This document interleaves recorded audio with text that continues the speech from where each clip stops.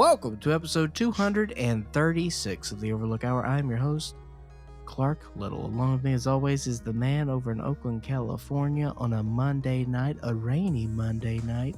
It's Randy Michael Stat. Yes, sir. I am your engineer, Randy Stat, and it's actually a Tuesday night that we are recording, if that's what you were referring to. It 100% is a Tuesday. Why did I think it was Monday? I have gone through this time cycle just like all of you. I thought it was Monday too. I know. I believe you. Man. It's been a long week. It has been. It was. What is time?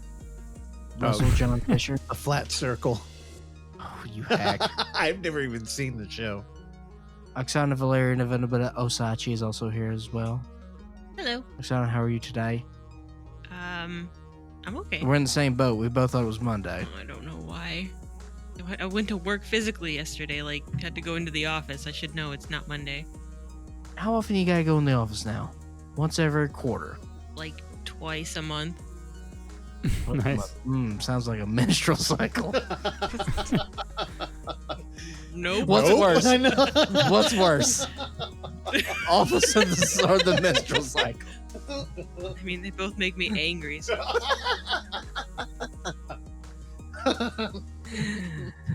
You know who doesn't make me angry? Our guest this week. Eugene Kotlyarenko comes on the show to talk about basically about a film he made over a decade ago.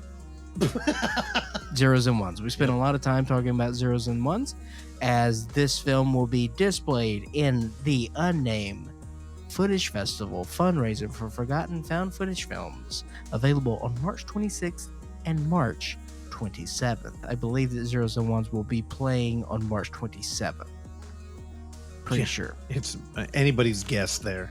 Yeah, so Eugene talked about that. Eugene's also the director of the recently released film Spree, and then WeAre, which is available now at WeAre.fyi. What was it, Randy? Do you remember? I think the it's website? .fyi. Yeah, FYI. like for your information. You got it. Is that the record store that FYE. FYE? Oh, I had no idea what you were talking about. Yeah. Yeah, RIP.fyi. I liked FYE. It was okay. They were better than Suncoast. I like Suncoast more. Suncoast was so expensive.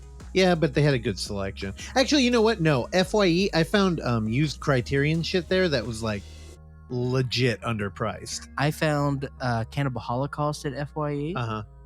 I found Nights at Capri. Nights at Capri. Yeah. Is that the name, Randy? Knights of Cabiria? Cabiria. Oh, yeah, Cabiria. I don't fucking know. How do you say Eugene's last name again? Kotlyarenko. Oksana, can you say it? Mm-mm.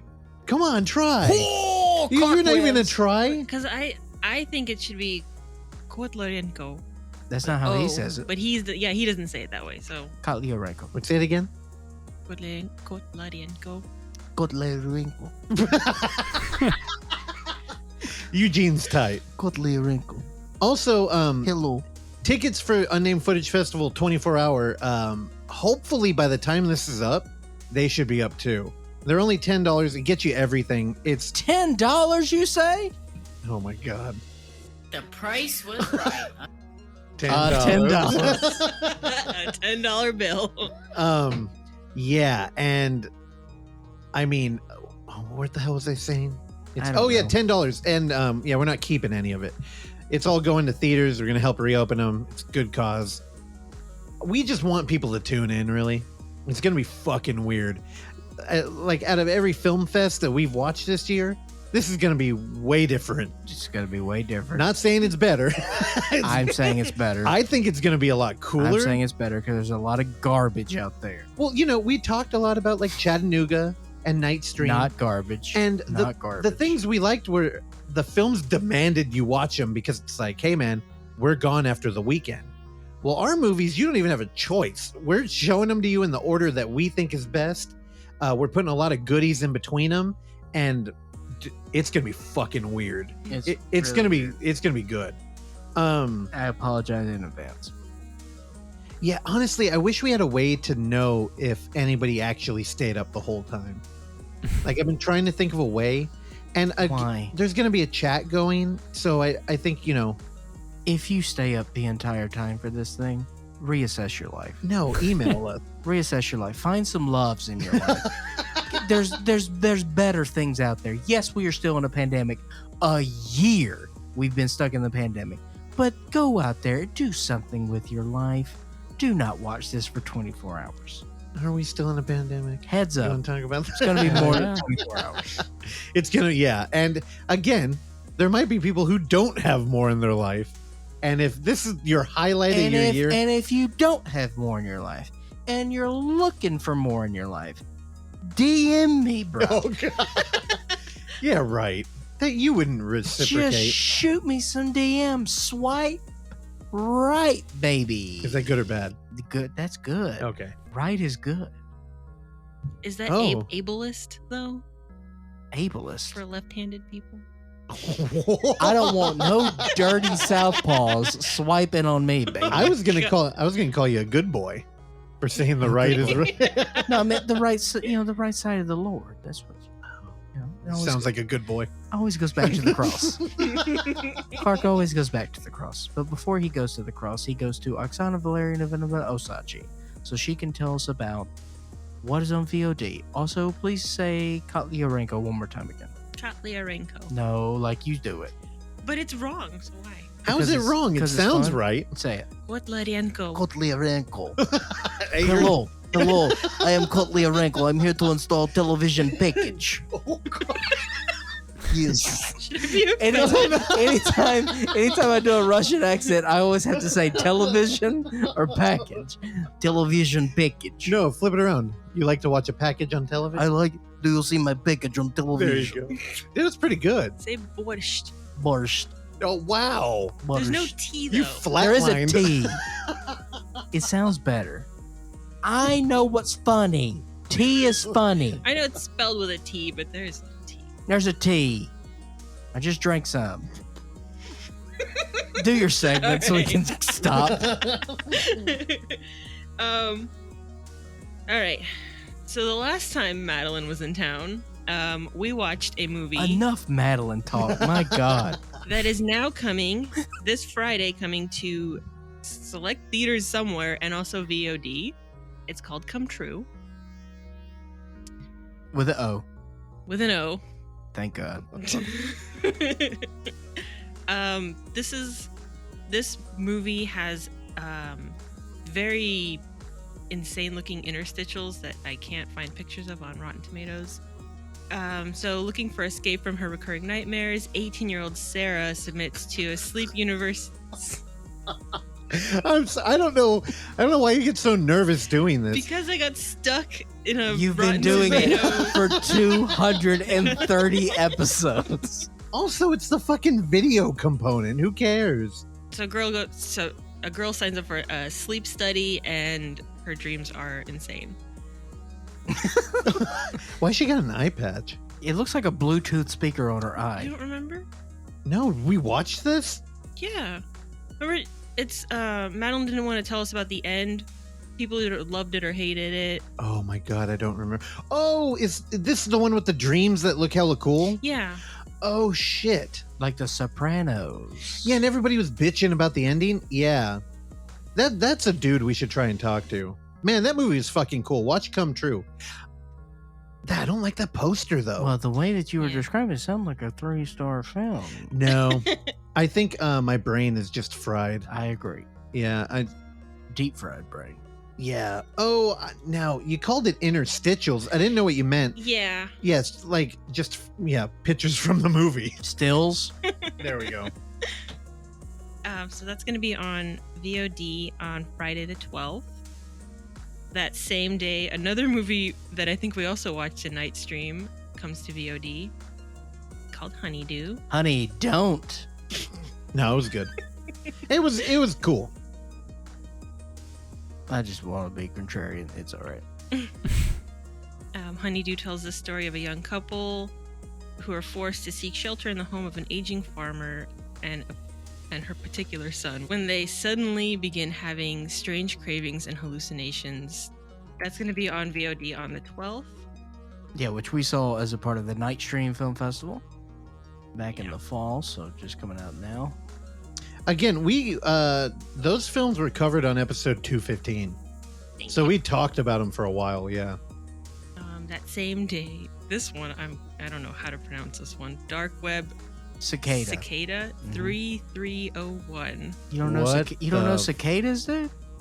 No, is that what is that? It's an insect. No. Ew. They eat them in Mississippi. We don't eat them. Whoa, what the fuck is this movie? Is that Frank Frank the movie? Grillo. Not Frank Grillo. Costanza. No, Frank Barry Bottom. What's his name? Barry What's Bottom? his His name? name was just called Frank. No, he had a last name. Oh, I don't know. He's your boyfriend. You should I remember. love Frank. Not enough to remember his last name, though. Surnames are bullshit. Side bottom. Side Bottom. I knew it. Oh, What did I say? Barry Bottom? Is that Very- where very what's his face bad. wears like a giant head the whole time? Michael Fassbender? Yes. I love you all. I didn't know he had a last name. Wait, so Dark Web Cicada 303001 02? 3301. Is that a year? Like year 3301? I don't think so. This intense high-speed cyber thriller is based on a series of mysterious unsolved real-life events. It stars oh no, it sounds boring. I thought it was going to be a found footage movie. Genius hacker Connor discovers Cicada 3301, an online treasure hunt that could be a reoccurring tool for a secret society. Wait, my boy Ron Funches is in this? Oh, Oh, yeah. shit. Oh, sign me up. Let's Cicada it. Weird. I You know, love Ron Funches. I don't know. I feel like this is supposed to be a like fucking Nicolas Cage movie and they couldn't get him. Yeah, but Ron Funches is. Right? Tell me that doesn't seem like National Treasure Online. Actually, I would Kinda watch looks that like movie. Vito. It was got cicadas. That guy's not as cool as Vito. No. All right, anything else? Yeah, one more. I'm not sure what theaters this is going to be playing in, but The Waiting is going to be in select theaters Friday the 12th. What the hell's The Waiting? It's about a hotel employee who stumbles upon a secret. One of the rooms is haunted. Oh, I like the innkeepers. I know. I don't know if I want to. However, when he meets the ghost, everything changed. Oh, they hook up? Bro, that's been a screenplay I've been working on for a long time. No, it's not. Ghost hookup. It's pretty good. It's called ectoplasm. And then one more. Next Tuesday on So you had two more. one last one, Tuesday the 16th, Jumbo is going to be coming to VOD. Hey, Jumbo. It's another one that is the same episode, right? Because we saw it at Yeah. No, we Nice. saw this. No, Oh, was this man. Chattanooga? This was Chattanooga nearly a year ago. I don't have the episode pulled up, but I do. I can find it. Hey, Jumbo. That was, oh yeah, Clark's right. It was episode 195. How? it was like a year ago. Wait, Chattanooga was almost a year ago, dude. Wait, no, but Jumbo, we talked about it with HP Mendoza here. That's how long ago that shit in was. this Yeah, one. fuck. Dude. When was Chattanooga, Randy? Like May?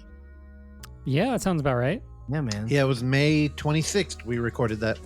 How do you remember that shit? I am awesome. I can't read a calendar, let alone remember when anything happened. Well, that's why we're the yin and the yang. Okay, baby. I'm glad. No, for real. That I'm like shocked that you remember that. For any questions, queries, concerns, or comments, please direct those at podcast@overlooktheater.com. Stitcher, Google Play, iTunes, the other one. Find us, like us, comment, tell a friend, tell an enemy. It's not even my business what you do on your own personal time.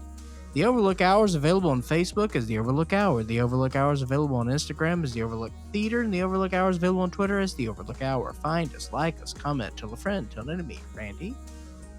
Hey, when we gonna get back to a theater? 25% capacity. Let's go see this boomer ass movie called The Father. I know you're down, Clark. What's the... Oh, yeah, I don't know, man. Anytime you deal with, like, dementia and stuff, I get a little squirrely. Randy, invite me. I'll go. Where's the father playing? San Fran. I think it's. Next to the mother. Oh, September. Yeah. And then Embarcadero opens on Friday too. All right. We'll see you. Randy, take her home. All right.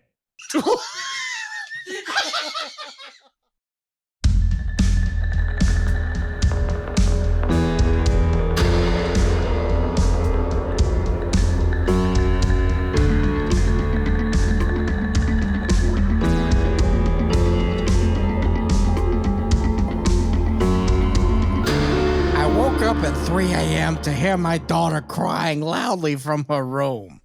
As I approached her bedroom door, I heard her whisper, "Here he comes. I told you I would bring him to you."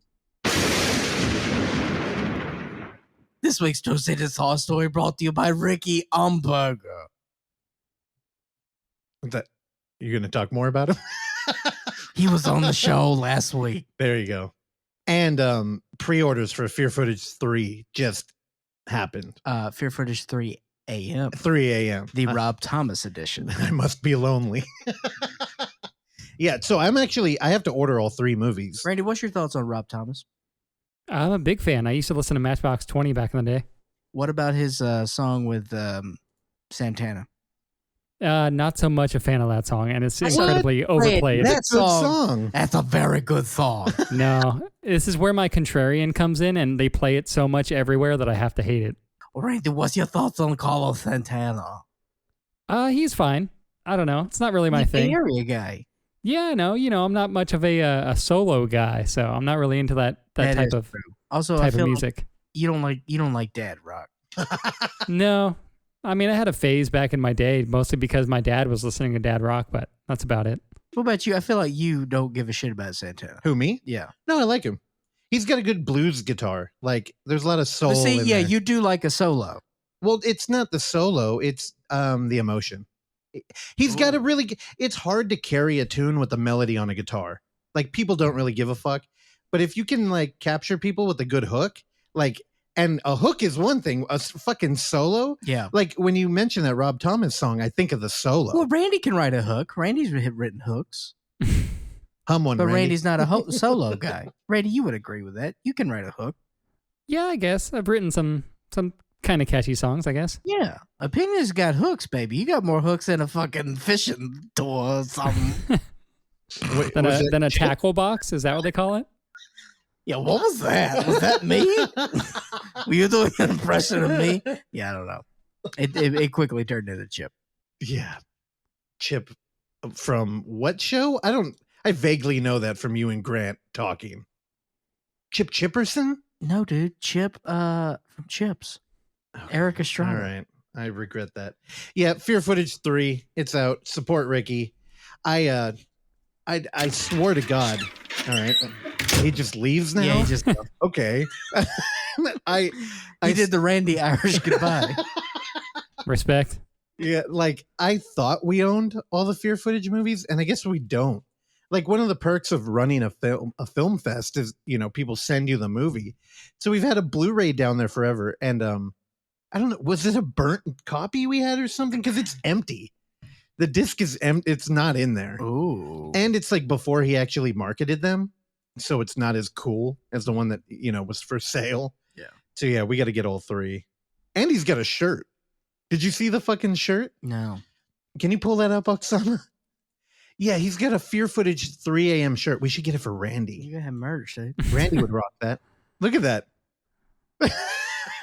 Dude, it's cool. The Fear Footage 3 a.m. And on the back it says, "I must be lonely." I must be lonely. No, on the back it says, "Witness the end," which is a little bleak. I could get behind it. Man, I had notes. Randy, too. let me ask you this. When's the last time that you saw 3 a.m. on the clock?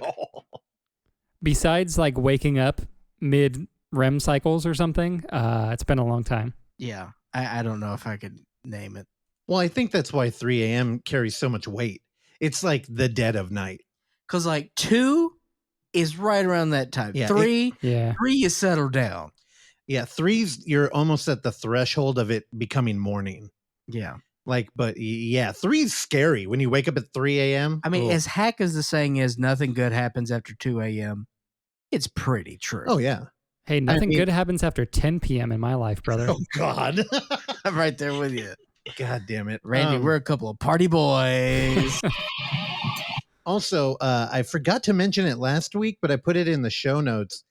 Another movie I talked about had merch. Monsters of Men. They have a merch store that's fucking. What about Monsters of Inc? What is that? What is that? Oh man. Sometimes I don't know why I follow up. I'm more of a Monsters U guy. Oh my.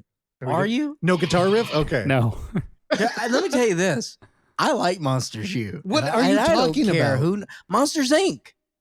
Oh, it's that Chinese animation. I can't watch that. Chinese animation. They're in bed with it. Pixar? Yeah, Pixar. Aren't They're they? here in Emeryville, baby. Oh, Yeah, I know they're here, man. but no, they're getting their money Oh from my us. God. Yeah, look at this merch store. If you're on YouTube, you can see it. Dude, They have those so many different designs for that robot in dude, Monsters those of are Men, cool. and they're all fucking cool. I want that sweatshirt. I'll tell you right now, I would never wear a shirt that said I was on the film crew if I wasn't. And half of their merch gives you that fake street cred. So if you're looking to I don't know, thicken up Okay, your IMDb. Would you get a COVID mask that says Film Crew Monsters? I don't, dude. Man, The design on all of it is so good, including that dumb mask. I like the coffee mug. dude. I like a lot of it. You would get a Film Crew coffee mug. You don't want to be out there with stolen valor, that's for sure. That is I know. stolen valor. It totally. I couldn't do it, That straight up looks like RoboCop. but I don't even see the appeal. Like, why would you put film crew on shirts, sweatshirt, and sell it to people that aren't on the crew? Actually, you know what? Click one of those. Maybe you can't buy it. Maybe they were only available to the crew because again, Why would that be a thing? because it's Teespring, so they weren't. Nope, you can buy it because That's weird. so you put it on there so your crew could buy it. Like maybe if you're running a really tight ship. Yeah, but then you send them some sort of secret link.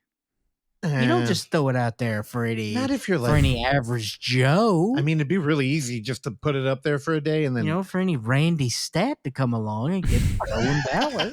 the stolen. I like that stolen valor of a film crew. Yeah. Man, film crews work hard, man. I thought I had more I wanted to talk. No. Yeah, that's all the last week roundup shit I had. Yeah, I didn't watch anything this week. Not even a TV show. I got no man. Like we were on a secret assignment, and not any film stuff Well, got done. We had a guest over and we shot some promo footage with them. We've put that out. If you wanted to meet Vernon, I'm sure everybody's seen that damn trailer. We put it everywhere. He's a jerk. And then we were shooting some second screen bonus feature shit for the film fest. Also, Madeleine was here and is a part of the interview. Yeah, she was here. She was pretty bummed that we couldn't work an intro in while she was still here, but Well, because that bitch decided to go make coffee 2 minutes before we got the guest on. it worked out okay.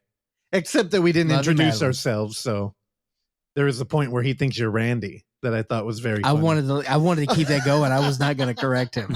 I wanted to keep that going. Yeah. And y'all ruined that. Dude, Eugene was tight. Eugene came in hot, man. Also, there's always a turning point in the interview where we think people like finally trust us and will hang out and just, let their guard down. And I feel like he came in prepared with that. He came in ready to party. And also, in that conversation, I wanted to give him props on we talk a little bit about Spree, and he mentioned in passing how it took him a long time to create every user comment in that live feed. Wild. And I wanted to tell him that, when I originally reviewed this thing on here, that was the main thing I gave him props for, was a believable viewership count. And especially the way it increased, but also the quality of comments. He did a good job, but he is like an internet ambassador. That dude. Oh yeah, man. He definitely knows the internet better than I do. I mean, he's made like multiple screen live films. Like Yeah. how many? Because you got Skydiver, 0's and 1's. Well, 0's and 1's I still would consider screen life on some aspect. You Yeah, know what I we mean? get into that. Because how else later. are you going to classify it? Just groundbreaking. Randy, did you see 0's and 1's? Did you have a chance? No, I haven't checked out that yet, or Skydiver, or Another one that was mentioned in the Skydiver's interview. available on his Vimeo channel. Vimeo, right? yeah. Zeros and ones, Randy, I rented for $3.99 US. And instead of doing that, you should pay 10 and just go to our film fest. Also that. Yeah. But I really like zeros and ones. Dude, it's rad. Again, I stand by my original statement saying that it's not a true screen life film. We get into it in the interview. I'm not going to, retread. It's great. So, yeah, stay tuned for the interview with Eugene. But before we do all of that, Randy Michael is going to tell us what he saw this past week. I don't know why I stretched it out like that. Well, like you guys, I also didn't watch a whole lot this week, but I did What the hell were you doing, you jerk off? Excuse me, I did. Just get ready, Randy. I got 5 minutes. Oh, shit. I think I've seen maybe 2 since last time we actually did an intro, but I watched something on Criterion Channel literally right before this. Pass. Oh, Michael Bay? I wish. No, there is a sort of like a series of films along with a docuseries called Women Make Film. It's by the same director who made The Story of Film and Odyssey, which is a very long, it's very like film schooly series just about, the history of film that I watched back in the day. And then he did one on literally just all female filmmakers, apparently. I think it was on TCM a couple years ago. And Criterion just picked it up, so it's on, it's on their channel at least. So I watched the first episode. Tilda Swinton does the voiceover, and it's really good so far. Like I said, it's definitely very film schooly, so you kind of got to be in the mood for that. But I don't know, it's cool so far, and there's like a ton of directors that I've like literally never heard of before. Now, Randy, you say Tilda Swinton does the voiceover. Does she do the voice as Tilda Swinton or as some sort of alien or, 9th century poet or whatever the fuck she does? It's a pretty just normal, like kind of not monotone, but not super expressive Tilda Swinton, but Ooh, it's good. Fighting words. Randy's throwing down the hammer on T-Swint. Apparently Jane Fonda narrates some episodes, and Sandy Newton, Deborah Winger, bunch of people. Deborah Winger. Oh, good to see she's out getting some sun. But yeah, it seems like a cool series. There is literally 14 episodes. They're all like an hour long. I'm sorry, 14? Uh-huh. You watched the first episode? Yeah. So I got a lot of work to do. And then along with, so when you click into the Women Make Film series on Criterion Channel, there's also a bunch of really great movies by like Miranda July, Agnes Varda, Elaine May, Mikey and Nicky's on there, which is really solid. There's a lot of really cool stuff on here. Daisies is in here. Mikey and Nicky a long time ago. Mikey and Nicky rules. I just watched it kind of recently. Was it Elaine May, right? Yeah. Yeah, man. Mikey and Nicky's trip. Yeah, it's great. Apparently she shot like an insane amount of footage for that movie. Yeah, it's Peter Falk and Cassavetes. Yeah. And what's the deal? Like Peter Falk plays Cassavetes is in some trouble and he needs Peter Falk's help. Is that it? What's the deal? Pretty much, yeah. It's like he's kind on of the mob. That's it. Yeah, I think it's like one of those like one night or like one day movies, and yeah, one of them is into some shit and trying to get some help. They're a good duo. They're like me and Russell. Oh, hell yeah. Who's who? Yeah, Mikey or Nicky? I don't know because Peter Falk. Peter Falk's my spirit animal, but Cassavetes is cool. I don't want you to be cool. Cassavetes is pretty cool. Cassavetes is really cool. Well, you got to pick. All right, maybe we're not like Peter Falk. Okay. I think we're more like the Clumps. Okay. You couldn't do better than that.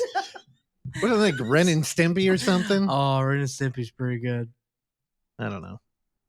Besides that, I watched a movie that is on the Roxy Virtual Cinema that was plugged on this year's show. Apparently, according to Google, the box office, $624 USD. Oh shit! Hell yeah. It's Quentin Dupieu's new movie. Keep an eye out. Hell yeah. Which I don't even think is a new movie. I think it's just now finding like a virtual release. That makes sense because like Mandibles still hasn't gotten a full release yet. Oh, Randy, you saw this? I wanted to see this. Yeah. It's good. It starts off with a scene of a band in sort of like this outdoorsy, really nice looking area, and there is a man in just underwear conducting the orchestra, and then some cops show up, and then he like runs off, and they like chase after him, and then after that, you never have anything to do with that scene again in the entire movie. Sounds a lot like Tenet. It does kind of, but then after that, it kind of goes into like a very Quentin Dupieux movie where it's just essentially it's a like there's like a police interrogation happening for some guy that committed a murder, and it gets kind of heady, kind of weird, very deadpan. It's it's only like 73 minutes or something. Him doing his thing.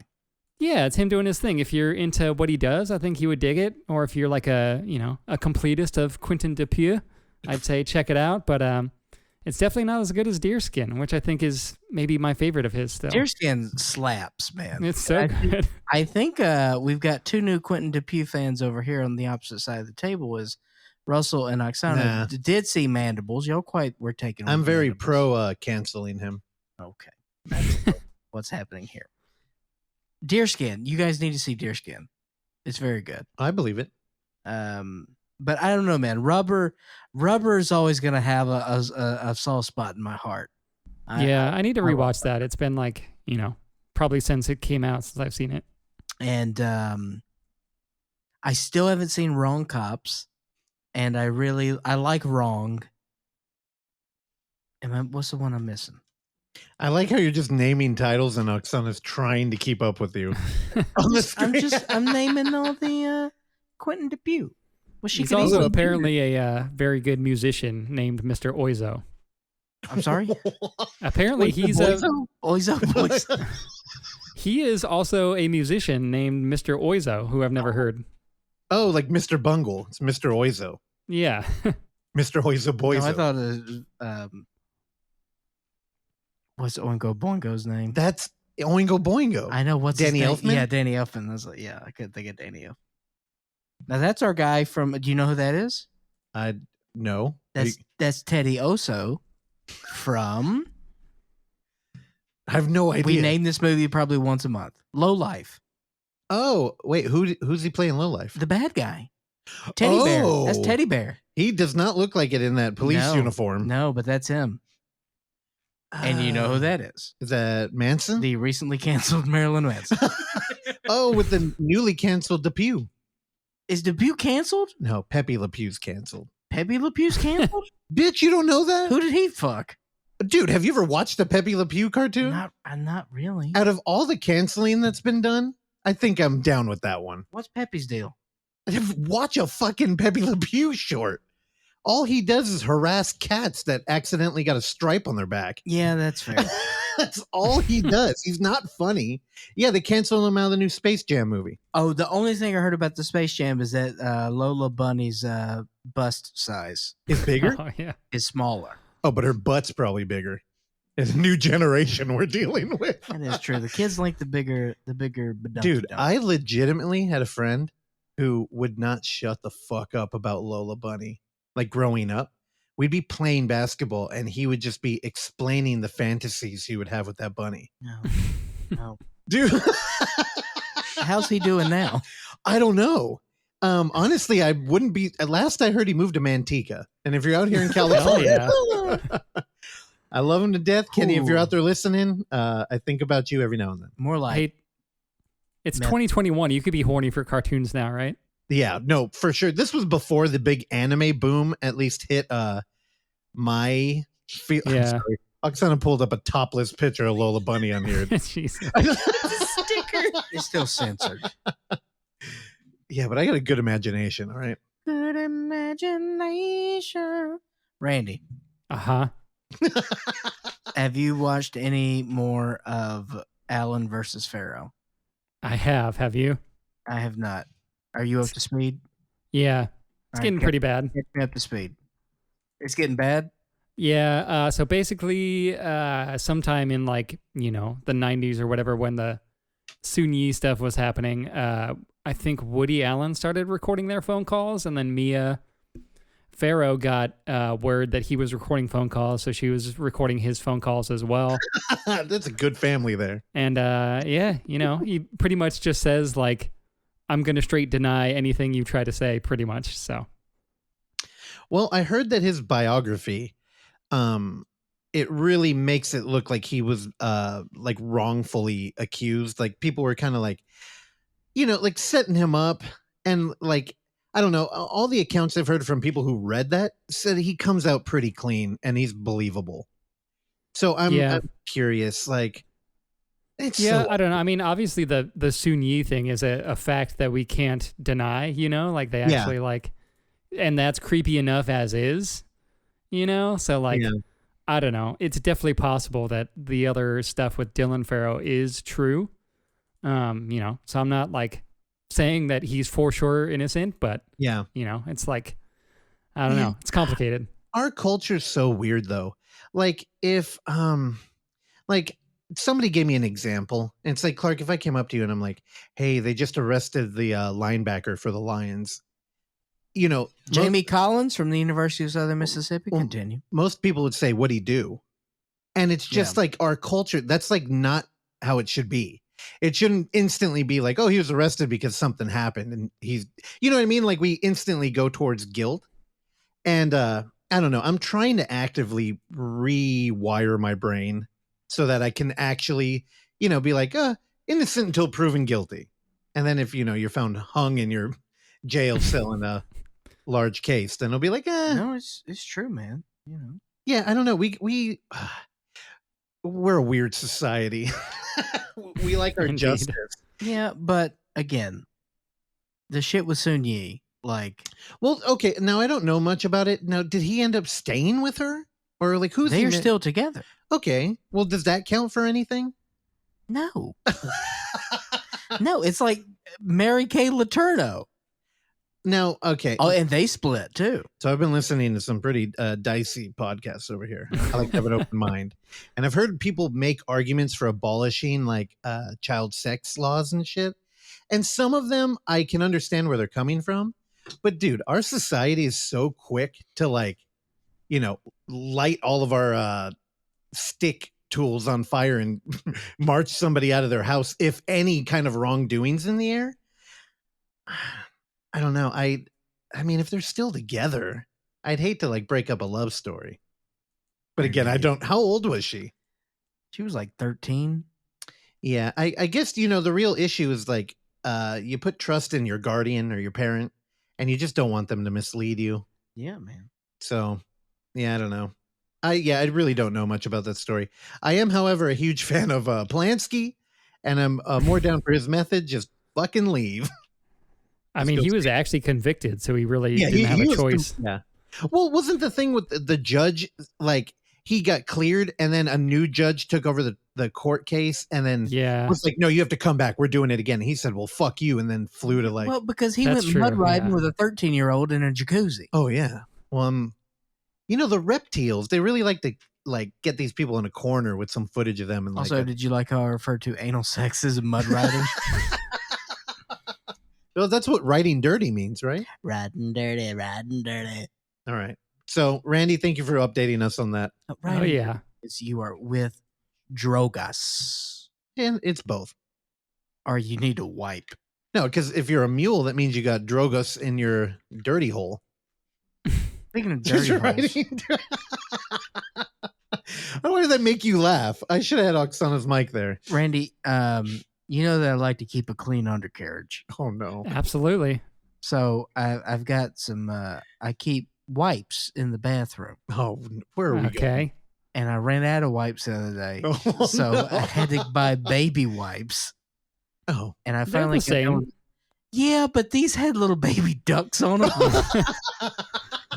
And every time I had to wipe my butt, it just felt weird. They didn't want to go to that pond. And I've only got one more baby duck left. I'm almost done. Hey, since you didn't watch a film, you should talk about the Vice thing we just watched. Oh my God. There's a good segue right there. In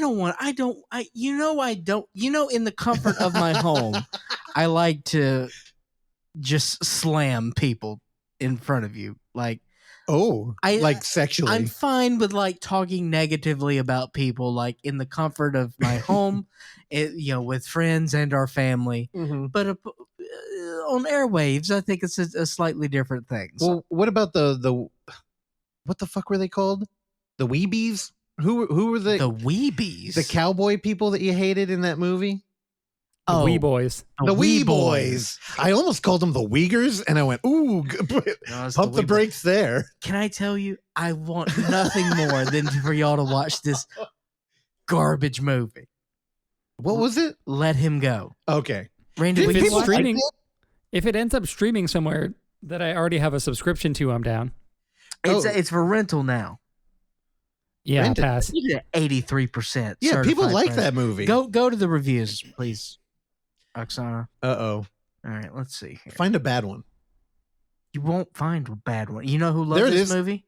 Former President Osama bin Laden. Or what's his name? Barack Obama. Oh, when did that happen? That was a complete accident. Oh God! Wait! She Now I'm found gonna she get found a bad sponsored one. by the Proud I Boys know. because I don't know how to talk. According to my dad, they're called the Good Boys. Get it Oh, right. you know what? Here's my favorite positive review. Is everyone ready? A Slow Burn by Cathia Woods from Cup of Soul. I don't know anything of what I just had. One of 2020's best films. Shut the fuck up, Matt Brunson. This Southern Gothic doesn't quite fit with the carefully drawn central couple, but Bazoocha What is that? keeps a vice-like hold on the view. I have no idea. Oh, is that an actress or an actor? Bazoocha? Oh, no, that's the director. No, okay. the director's a hunk of garbage. It felt like he used it like an adjective. The movie he did before this one was called Monte Carlo, and it was a Selena Gomez film. Oh, dude. Monte Carlo Nights. Hell yeah. What's the name of that band? That's a reference for only me and Russell. Screamer. I've got Okay, their I merch, just- dude. Hashtag. Yeah. Hashtag Screamer. I think What's up? Was the Vice thing the Papa Roach documentary?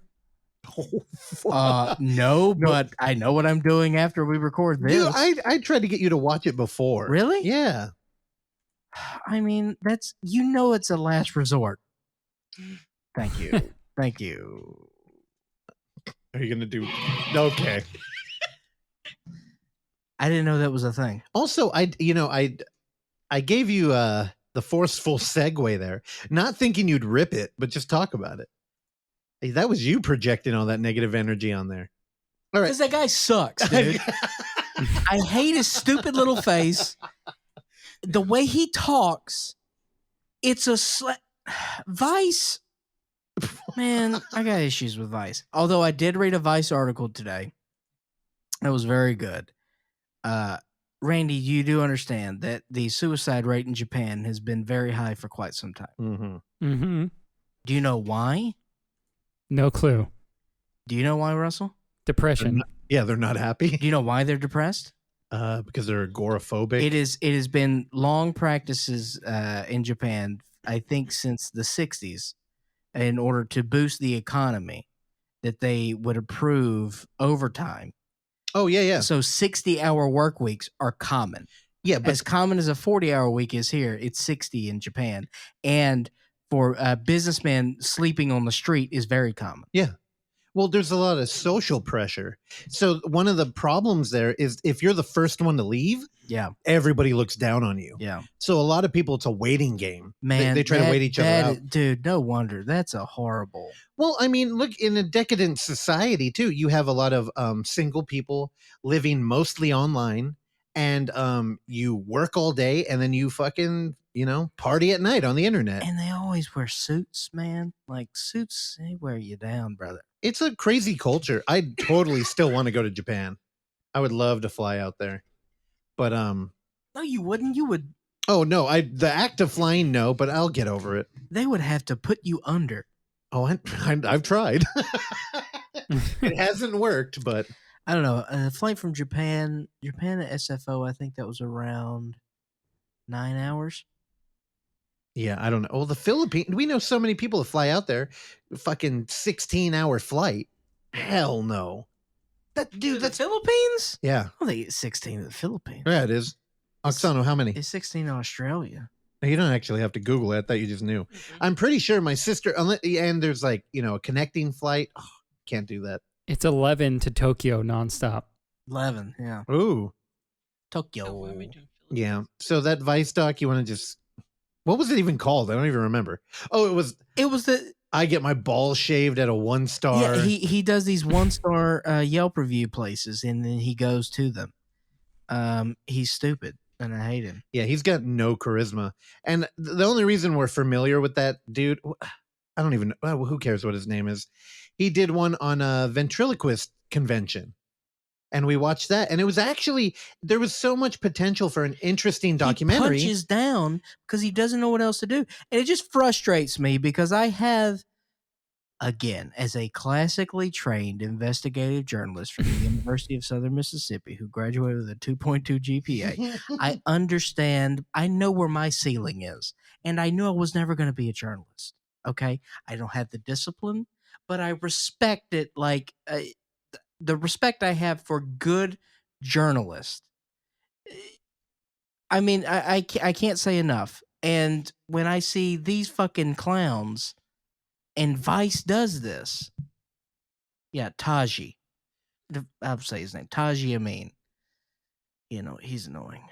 Didn't we work with the dude that left to go be an intern? Yeah, at Vice. And I remember. Wait, what? So we worked, again, I won't name the name, but Who? we worked at a company. I don't remember his name, but we worked at a company with a bunch of artists, like a bunch of people in bands, a bunch of people who did art, a bunch of like talented people. And then there was that guy. Vice is whack. And then he's like, yeah, I'm quitting. I'm interning with Vice. And it's like, you dress like a hipster, but out of everybody in here, you're the least interesting. And it's like, that's kind of Vice, though. Who is this? I don't know. I don't remember his name. Do you remember Randy? No, I'm picturing him, but I also don't remember his name. He's boring. He's a 3-star friend. Also, Clark, have you watched Trafficked yet? The Nat Geo show? No, but no. The host was on Joe Rogan like a couple months ago, Mariana von Zeller. Oh, she was interesting. She's the one that was like staying with the cartel. Yeah, the show's Oh, insane yes, and very yes. good. I've been watching that like all week. Right? This is a television program? Yeah, it's a Nat Geo show, but it's streaming on Hulu if you have Hulu. I have Hulu, Randy. Yeah, it's good. Get into it. Randy, this is about drug trafficking? Dude, you didn't hear the interview? Each episode's like Yeah. a different thing. There's drug trafficking, there's fentanyl, there's guns, there's the tiger trade in the U.S. and all that shit. Humans? No humans yet. Good. Did you say fentanyl? Yeah, fentanyl. It's a big thing. Isn't it fentanyl? It's fentanyl. Whatever. Same thing. It took Michael away from us. Randy, you take the damn drug. Respect it. That's too hard for me, dude. I don't know. I love these episode names. Pimps. Episode 5, pimps. Episode Yeah. 6, cocaine. Episode 7, tigers. Spelled with a Y. She's great too. She's Tiger. badass and gets into some very sketchy situations. Yeah. Again, I hate talking about Rogan on here. I don't know why. Actually, I've only listened to one of his shows this year, but I did listen to that one last year, and it was great. Well, Yeah. this is a good recommendation, Randy. I'll watch this. I've been looking for something to watch because I've been doing Hell yeah. retreads. I recommended Patriot to a friend last week, and I started rewatching Nice. that again. That's an excellent show. Oh, look at all these booties. Okay. All right. Are you done? Should I just go? You got nothing? Yeah, I got nothing, man. We could talk about that found footage movie. We couldn't. We could skip it. Yeah, let's skip it. All right, then I'm going to do 4. Oh my. All right, no, I'm God. joking. I'm going to do 3. Oksana, you ready? Full boss. God, I forgot about that. God, I kind of miss doing the morning zoo thing. I don't know. I feel like nobody else did. Hi, well, welcome back. Yeah, right. Trump got the Rona. Trump got the Rona. Trump got the coronavirus. That held up well. It was so like, it's just evergreen. All right. Fuck Randy. So while Madeleine was out here hanging out, we did what we normally do. And after like working all day, there was, the By sun. the way, y'all got cheesecake and didn't tell me. That's fucked up, bro. You went to bed. Dude, bed cheesecake is a real thing. You could've told me. And I don't know.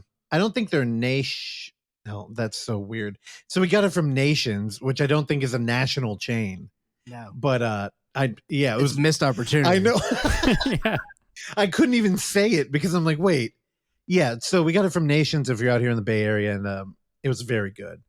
But again, we were working hard in the day and playing hard at night. I drank way too much every night. And I drank none. Yeah. You weren't smoking either. I was smoking. I smoke every day. I smoke weed every day. I'm so disappointed for you because I know Get that past drop. there you go. No, but No, I'm thinking about quitting. that's okay. It keeps you good. No, I don't know. I think you need it. I don't want smoker breath or teeth. Look, man, I gotta keep the things that I got going. I gotta keep those strong.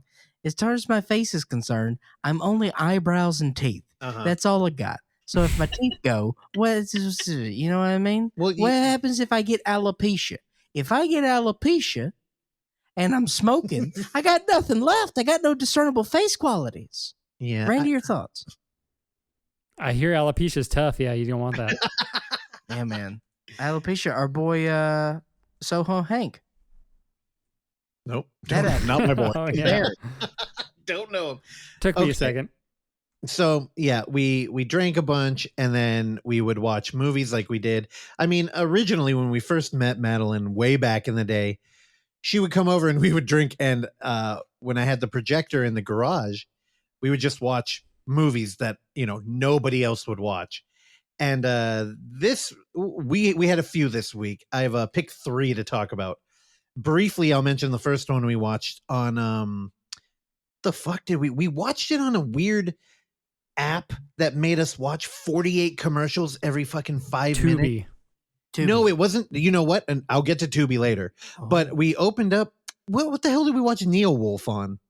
It was not Showtime. It was, I don't know. I can't It remember. was something weird. We found it, and literally every 10 minutes, you'd have 5 commercials. Crackle. No, it was a weird app. It was like, oh no, it was on. I know now. It was on Roku, and it was a third-party app. I think it was called like Film Streak or something. Film Strike. I don't know. It was a nightmare, and it made everybody tap out. Not the movie, but the commercials. Dude, I counted. We had 5 commercial breaks of 5 commercials each. Ooh, commercial tap outs. Good. That sounds like a game show. It does, right? And Who can stand the most commercials in 2 hours? God. It's commercial tap out. and they're repeat. with your host, Oh no. Snoop Dogg. Okay. Oh, Snoop Dogg.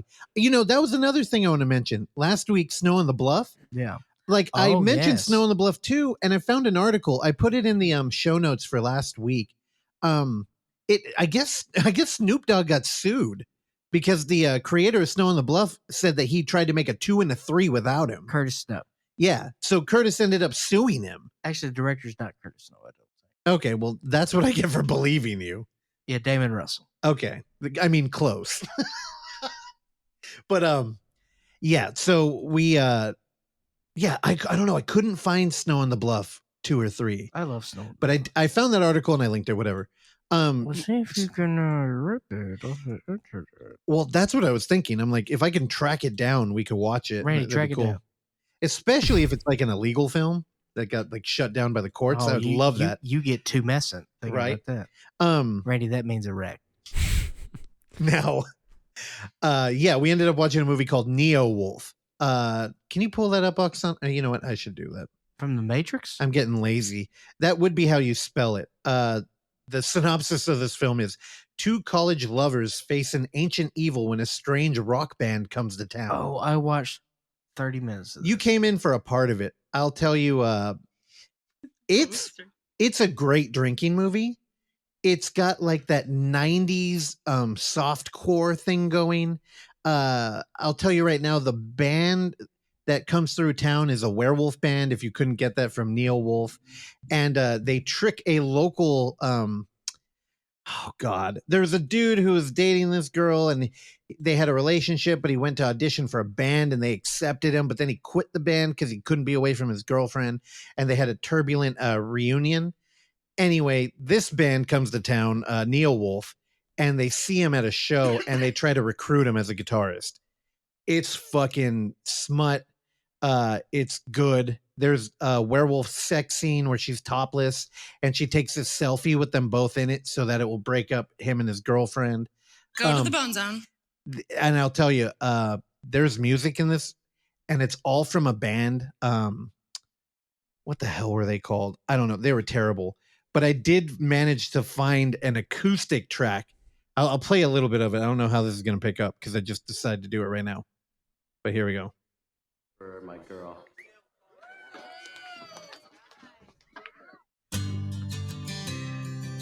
Dude. It's fucking... Sounds like a protest song. The first for me. You'll be the only one. This movie has... Is this Lifehouse? We kept making jokes about that. It's very like Jarl Christian rock. Except if you watch the scene... Oksana, I'll send you the link to put in the video. Well, now it's turning into Cat Stevens. Well, it's a smoky bar, and his friend and his on and off girlfriend are like longingly gazing at him. Dude, the music in this movie is all early 2000s, like hard Christian rock type stuff. Sign me up. Yeah. Yeah, that's enough of that. It's bizarre. Honestly, it was the most boring film we watched. The next one. It was the band called Signal. Yeah, the band was called Signal. Oh, original. And their album cover looked like some like new metal shit. Like there's some like close up of machinery. Okay, I think I found them on Spotify. It doesn't matter. Now, Randy, you call new metal poo metal. Is that correct? Correct. Yeah, I hate it. Wait, really? Randy, No. did you ever go through a phase? I went through a phase, actually. Yeah. What was your new metal band? I don't know. I definitely had Limp Bizkit CDs back in the day. Weak. Bro. Linkin Park. No flavored water? I had, I had that one. He had $3 bill, or was that the title? I had $3 bills, y'all. Yeah. Yeah. Clark, do you have a new metal band? I know you did. You look like you're ashamed. Does and you Kid don't. Rock count? Yeah. Yeah.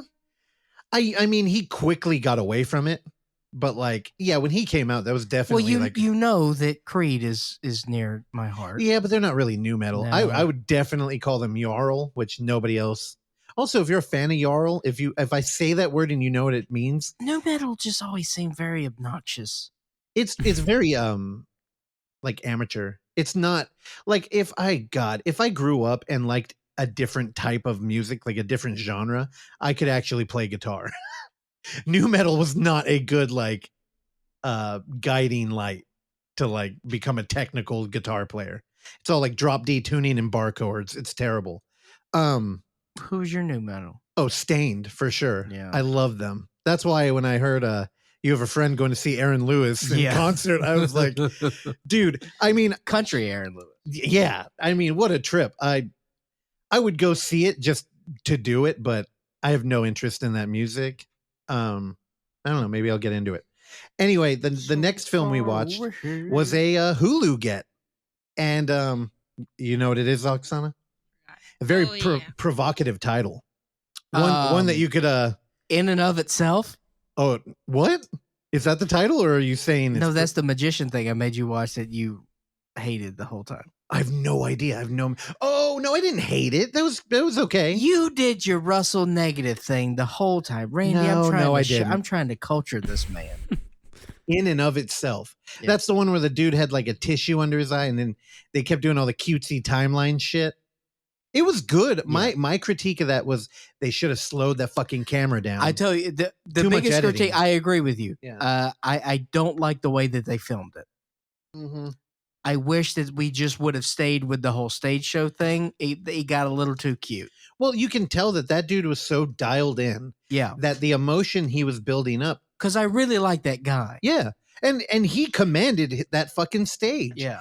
But the editing just like cut the fucking emotion out of it. Yeah. And it made it like It made it cute. even more saccharine than it already was. But I'll tell you, you can be cute and effective. And I think it was effective. Like when they were doing that, like the book thing where everybody takes the book and writes in it. yeah. Like that was making me emotional. Yeah. I was definitely doing distance techniques to like not give into that and Yeah. like talk over it. But I could tell. yeah, I mean, who wants to fucking shed a tear for that shit? It's stupid. But the final act of what he does is pretty good. And again, I think that's an old like vaudevillian thing. But again, the memorization is just like a card of decks. That's all the thing. If Yeah, you've for got sure. if you can, if you can access that, it's the same thing. That's why upon second viewing, I was like, oh, of course he can do that. Like if he can memorize an entire deck of cards, like Yeah, what an interesting technique, like skill to have. yeah. I mean, I heard Well, but part of me like I get depressed watching stuff like that why? because what am I doing with my life? Not memorizing cards. If you see I guess. someone with, an exact set of skills like that, don't you become envious? Because then, No. because then I look at like, oh, what can I do? I can tell you every episode in the 3rd season of Entourage. Now, here's the thing. That's what I bring There's to a the table. trade-off for everything. And I would say you're a man of leisure and you like to relax. I'm leisure and pleasure, baby. Yeah, so you'd have to give that up. I mean, a family man gives up, other things. Like, so I was talking about to bring it back to Justin, our old third chair. That show on Amazon Prime that has his doppelganger, the occult collector. Yes. I was talking about it today, and he has a much better collection than Justin does. Like when we were recording in the Disney dungeon. Yeah, but he's got a collection of like shrunken like heads. And He's got real like, oh, here's a fortune teller from the blank. You know what I mean? Here's a Chinese fortune teller, one of the first on the West Coast. kind of thing. Calvin Von Crush. Yeah. And he also my he has God. like a picture of what was that He has a Leatherface tattoo? what was the name of the theater in Tombstone, Randy? Do you know? I've never seen all of Tombstone. No, what no. the what? No, dude? in the real town. It's still there. It's a coffee shop now. Oh, no idea. Yeah, so there was in Tombstone, the real town, there was a theater and the building got bought out in like, I don't know, 1920 or something. And yeah, now it's a coffee shop. All right, now we need to circle back. Randy, why have you not seen all of Tombstone? Wait, hold on. I don't know. Just never crossed my eyes, Randy, it's a good It movie. never crossed your eyes. Yeah, it never Just appeared in imagine- front of me. Randy, I don't watch choose to Tombstone. watch movies. Movies appear in front of me. I get it. And you know what really helps is when somebody's really excited about it and then you can make it happen. Watch Tombstone. Anyway, Calvin Von Crush, the Justin dude, he had a show and a better collection, but he didn't have a family. And I'm like, that's the trade-off. They're, in life, like a lot of these multi-millionaire mogul motherfuckers, Yeah. they don't have great connections with family or people or friends. And it's a trade-off. Dude, he's got 8 kids. Who? The in and of itself guy. He's he's the male Mia Farrow. That's not true. I made all that. Okay. I was like, whoa, there goes my argument. He's got a lesbian mom. That's all we know about. Well, I mean, you can have, a large amount of children. It's the relationships I'm talking about. Brother, you're telling me. Yeah, right. Okay, so Actually, my back dad had 2 kids and he couldn't do that right. now, to 2 bring that it I know about. to bring it back to my provocative title, I watched a movie on Hulu called Triggered. Yeah, exactly. By the way, it took us 20 minutes to assemble that one clip before we started the show. You're welcome. I know I removed it. Somehow I thought it wouldn't be timely and or evergreen.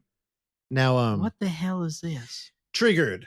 9 old high school friends have a 5-year reunion camping in a forest. Who had 9 friends in high school? They all have secrets. Their old science teacher straps a time bomb to each one of them. Killing another one gives them more time. Last one lives. That's the synopsis. I don't hate that premise. No, here's the thing. So this movie, it's very polished. Everything is like 4K. All the actors look like they're pretty studio people from Hollywood. And then when they talk, you're like, something's wrong here. Like the screenplay writer, is he English? Like the conversations just aren't like natural in any way. Yeah. And just the way the story unfolds is like, this is clearly like a foreign person.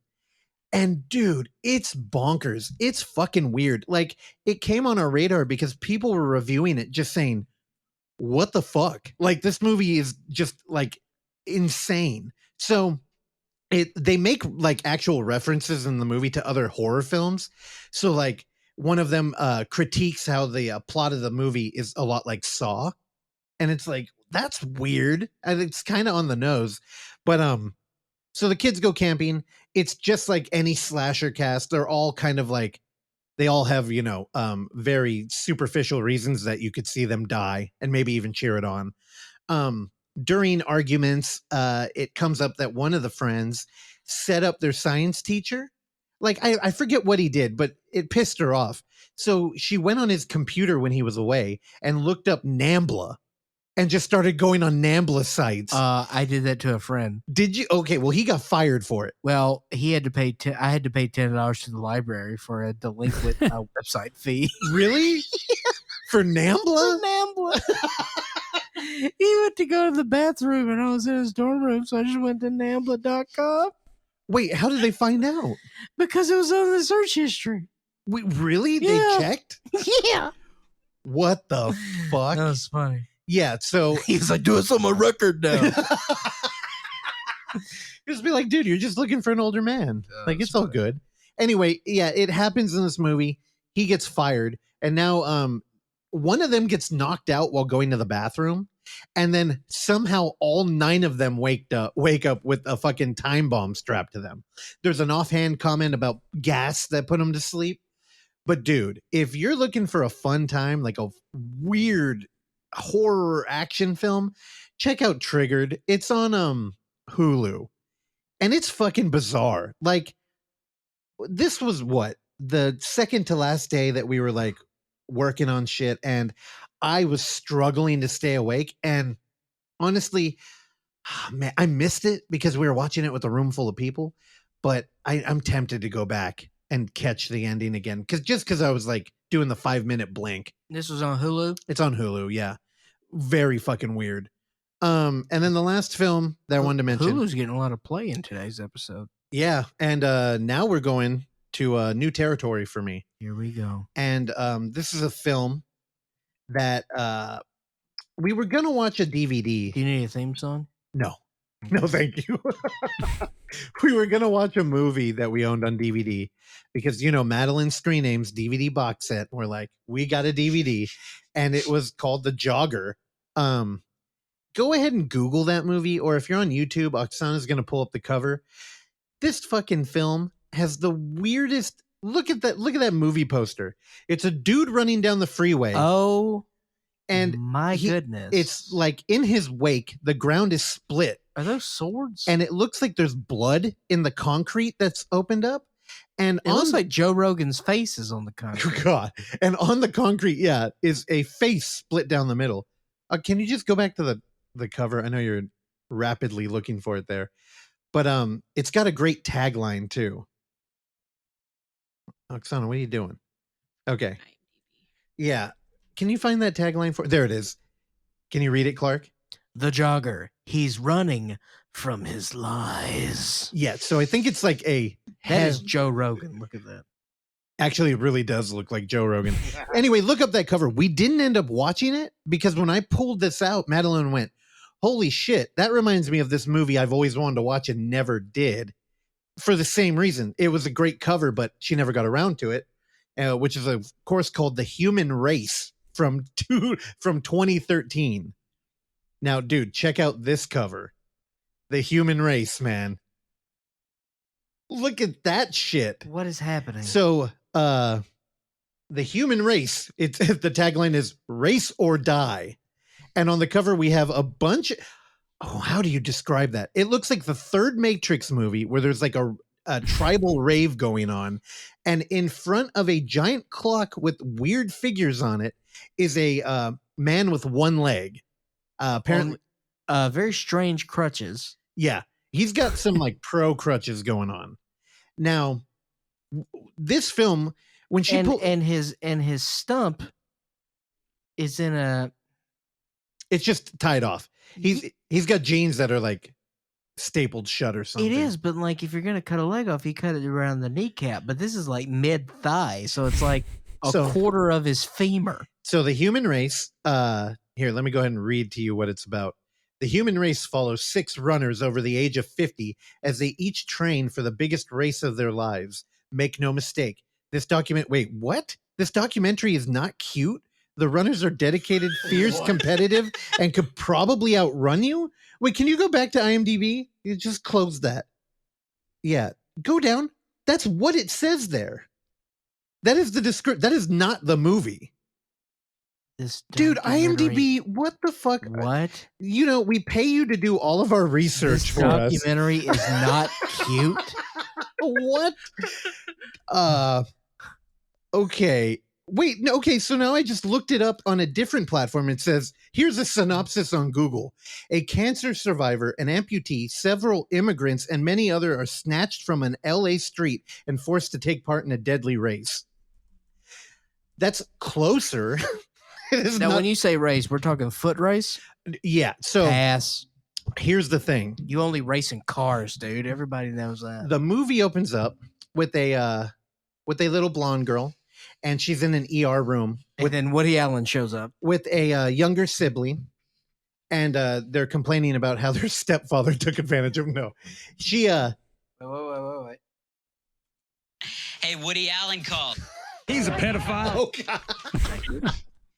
So she's in the ER, and the first question is, where are her parents? But that doesn't matter. She steps out of the room and is instantly attacked by a doctor who just walks up to her and says, I got bad news. It's cancer. It's terminal. And so the little kid in there dies.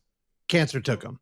Then cut to the girl at home. She's looking at a picture, and it's clearly an adult has drawn at what they think a child would draw. So it has like mommy, me, Amy, whatever. The whole family taken by cancer. What? So then, wait, stop going through the pictures. So then we go. So the story moves on. She has a doctor's appointment. It's cancer. Cut to her running at night. She's sprinting. She's just running laps. She's dieting. She's got another doctor's appointment. Complete reversal. She's gone into remission. The cancer's gone. Good for her. So she exorcised out her cancer. She walks out of the front door, and she's hit by a car. So now she wakes up in a prison penitentiary in a track. The track is full of people. Over a loudspeaker, you hear, there are 80 people. Only one will survive. Race or die. The rules are follow the arrows or die. Step on the grass and die. Try to leave, you die. This is Hunger Games. So what happens is she gets bumped off the road, touches a patch of grass, and her head explodes. Bye, bitch. Dude, the movie, like 5 people, their heads explode right there. Is it cool, though? Does it look cool? It looks incredibly entertaining. They get very veiny. Oksana, you can go ahead and start cycling through these again. They get scanner veins all through their body. Oh, my God. Their arms come up like they're about to be crucified, and then their head explodes upward like you're, popping a water bottle cap. Yeah, it's like The Boys. And I'll tell you, dude, it opens up with a ton of backstories of people like it looks like they're in a borough in like New York or something, and they just have like, oh man, I hate this town. Oh, there's the longest conversation between 2 deaf people I've ever seen on screen. And dude, they're just signing each other the whole time. And their relationship is so complicated and it goes throughout the whole movie. We do a good job of jumping around protagonists too. So you don't really know who is the lead. I'll go ahead and spoil that for you. It's the winner of season 1 of Big Brother, who at 11-year-old had his leg amputated. Yes, it is the dude in the crutches on the cover. He becomes the weirdest action hero as oh, I forgot a very important rule. If you get lapped 2 times, you die. So, dude, this movie is fucking bizarre. Now, I'll tell you, it's worth it alone just to see something completely unique. I've not seen a movie. Now, early on, you might think that this is a purgatory narrative, as there's a lot of like heavy Catholic imagery, and we have a priest there, and I'll tell you, so the follow the arrows thing, it'll be like there's these like Rob Zombie looking like, oh, this is a devil arrow, and they'll point you where to go. At one point, they get into a church, and the arrows make you weave between the pews. And it's like, oh, this is interesting, because if you run past an arrow, your head explodes. And there's a lot of interesting shit that goes on with the arrows. And the lapping, now I don't want to tell people. And okay, you know what? It looks like purgatory right off the bat. I'm going to go ahead and spoil it for you in hopes that people will watch this movie. If you're going to watch it already, just skip 30 seconds ahead. I am very, very sorry. Well, now that won't work. Okay, now if you're going to watch it, skip 30 seconds ahead. It's aliens. And What's dude, aliens? it's the reason they're there. It's fucking bonkers. And I'll tell you, dude, the one-legged guy, what's his name? He really did win Big Brother season 1. And it's, I guess, apparently this was going to be like, his breakout career. Did you watch Big Brother? My mom and Terrell are like the biggest Big Brother fans. Yeah, my mom does the online thing. I've never seen any Big Brother. Okay, well, Big Brother's just, like real world, but way more invasive. Let me tell you something. Big Brother is real. Okay. Yeah. And we are Big Brother. Oh my God. So 1984. I know it's again, we're recording on a weekday night. It's past Clark's bedtime. I have COVID. You use COVID. However, I took my first test, came back positive. I'm gonna die. Positive. I'm positive that you were negative. Yeah, no, I was negative. I'm going to turn this off. There, it's turned off. No. So, Eddie McGee, he was the Big Brother winner. And if you pay, $15 a month, you can watch those live feeds all day. $15 a month? I think, I don't know. I just made up that number. The price was right. Yeah, so $15 a month. No, you have access to all the cameras. And it's really weird because if you start singing or like talking about like copyrighted shit, they just start playing loud music over it. Really? Yeah, because I've seen my mom sit there with their laptop. Well, that's a good way to be sneaky. Yeah, no, for sure. And people use it. No, I mean, snake. Your boy was on there. I have no boy. Tom Green. He was on Celebrity Big Brother. I do like Tom Green. And Ross Matthews. You like him, right? No. You're not a fan? No, he's Jay Leno and I'm Conan. Oh, man, I can't like him then. He was Jay Leno. He's one of my favorite Drag Race. Hey, you can Ross Matthews. It's into. I didn't know that. Okay, yeah. Anyway, Randy scale from 1 to 10. How's my Jay Leno? 8. Oh, it's very high. Are you eating something? Yeah. Are you high, dude? No. I did just sip a brew while we were recording, but I'm not currently sipping or eating anything. What's tonight's brew, dog? It's a porter. Oh, what are you, Russell, dude? I don't drink porters anymore. No. This was from Beer Drop, a service out of Colorado. You sign up and they send you craft beers. Very nice. Via drone. They drop it. No, I drink stout, but lately I've been doing hazy IPA because I've gone full hipster. Hell yeah. Ghost Town Brewing. I get it over at Total Wine. I love it. Like a ghost town brewer. Yeah. So the human race is amazing. Again, we only found it on Tubi, And it's the first time I've ever watched a movie on Tubi. Completely doable. It's 4 commercials? Not bad. It's tough. I mean, now the thing is they got a lot of good found footage on there. I wouldn't fuck with the found footage movie on there. I've watched Flashlight. What was that thing called?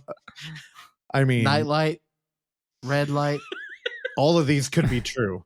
Time Light. Are you talking about the one where it's a flashlight? Yeah, what's it called? Yeah, Nightlight. I believe. Nightlight. Yeah, but also you watched Bad Kitties on there, didn't you? And Bad Kitties. Yeah, I watched that too. Yeah, like they got a lot of dude. They have a good selection on there. Also, the Straight Edge Ninja, also on Tubi. Now, okay, so you've both. Wait, is it? No. Oh, but I just saw the Straight Edge Ninja drop we have here. Why do you want to be Edge all of a sudden? You know that guy Jordan from school, right? Brady, were you talking through a sock in this movie? No, I think we dubbed everything, and even then we had terrible audio. God, could you speak like a gentleman when you were a child? Okay. Now on Tubi, you both have it. Did either of you register on Tubi? Yeah, I've never watched anything on Tubi. Oh, really? Oh, you do Mubi. Yeah, baby. Fucking lame. Yeah, Mubi, not Tubi. Now, you know what? Randy Mubi, not Tubi. No, but like registering, it's like, why would you do it? Like, yeah, who registers? You know what? I want to though. Why? Because you can't add anything to a queue unless you register. Oh my god! But honestly, I feel like That's Amazon not cute. Cutanon. Cutanon.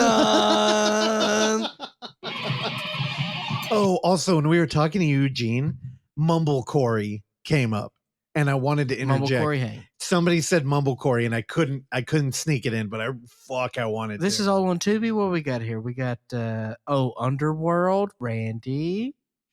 Never seen it. What about The Haunting in Connecticut 2? Also never seen it. Tubi's killing it, dude. 8, Cold Skin. They got Warlock, Pumpkinhead. Dude, they have a ton of shit. Oh, It Follows? Yeah, they got a lot on there. Again, not sponsoring the show, but I do want to make an account because I wanted to add shit to the queue. They got Mother's Day. You know who directed Mother's Day? Who? Former guest on this very show, Darren Lynn Bousman. Yeah, he's like a half guest. There's guests that I think that are family. He's a dude that would, That's true. Yes, but it doesn't matter. Because we talked about Jigsaw's penis, so we thought. Dude, he talked about the weird alternate reality game school or whatever out here in the Bay. Remember, he was Darren was great on the show. He was fine. He was punchy because you could tell he was tired from doing all the press, and he really didn't care what he told We did us. a bunch of hack fucking podcasts. And then he came to Daddy Town, and we didn't give a shit. So he was like, "All right, well, let's not give a shit." Daddy Town. Daddy Town. You know who directed Daddy Town? Also, that's the new name of this show. Daddy Town? Daddy Town. All right. Because Randy's a daddy now. Oh, Randy, congratulations. Congratulations, Randy. Thanks. I'll be moving to somewhere where it's much cheaper so I could raise a family and also not collect anything. Where would you move to raise your children, Randy?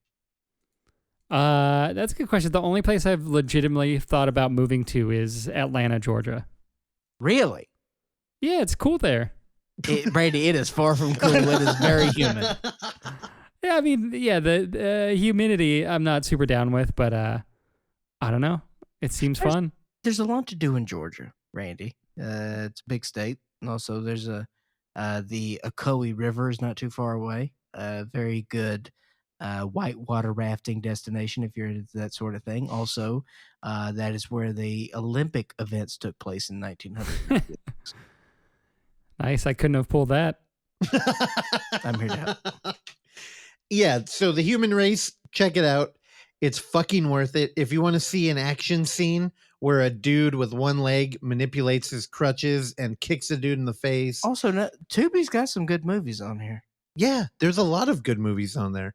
And oh, wait, Jack in the Box. Can you click that? So there's a diodrama. Again, diodrama is a subgenre we made up where. What about dino drama? Where it's an offshoot of Saw, where you have a bunch of strangers in a room. They don't know why they're there. Yes. There's a mystery host that usually is feeding them clues or something. And I own that. but it's gone. I can't find the fucking DVD anymore. And Jack in the Box was a good one. I can't tell if that's it. I'd watch that. When a vintage Jack in the Box toy is More donated, of a Wendy's guy. staff Excellent. members start dying and one realizes the creepy doll inside. That might be it. I'm not confident anymore. Also, it looks like he's in the fucking lamentation configuration. So I will tell you, I do like Jack in the Box's late night menu, yeah, me too. Okay, yeah, the human race. I'm done. but they should have it all day because I'm not a late night guy because I'm a gentleman. Don't they? They honor it all day, don't No. You got to wait till like 9 or 10 p.m. they? See, this is pothead Clark talking. I don't No, like talking to that guy. no. I may have had that one time since I've become, how you say, pothead. Before, what I would do when I would do standing up comedy, I would go get it when I would come back late at night. No, you'd get poutine. At midnight, I would eat Jack in the Box. Wait, can you scroll back up? Can you get out of here? Look And at yet, this when I was doing that, I was 60 pounds lighter than I am now. Go back down. Wait, there's Throwback. The Evolution of Terror is here. All right, Wyvern, dude. Tubi's got a lot of movies on there. let's button this They're thing up. local too, right? San They're- Francisco. Let's hit them up. Let's get a Tubi rep on here No, why? so we could talk to them. So we can talk about get rid of your commercials, you jerk. Be off. like, hey, I like Tubi. Can we talk about it on the show for a no commercial exchange? Can you pay Tubi to get rid of commercials? see, that's what. Yeah, you can do that with Hulu. Yeah, but I don't think Tubi has an option. Tubi needs to All get right, it Randy, together. get him on the phone. We're gonna iron this thing out. Yeah, I'll my stop by mood. next time I'm in the city. Okay. Just knock on the door. Be like, hey, I'm looking to switch over from Mubi. All Yeah, right. this is Randy from the Overlook Hour. Okay, I think we did it. Enjoy the talk we had with Eugene. Great chat. Towards the end of the interview, did I slightly throw Randy under the bus? Yes, I did.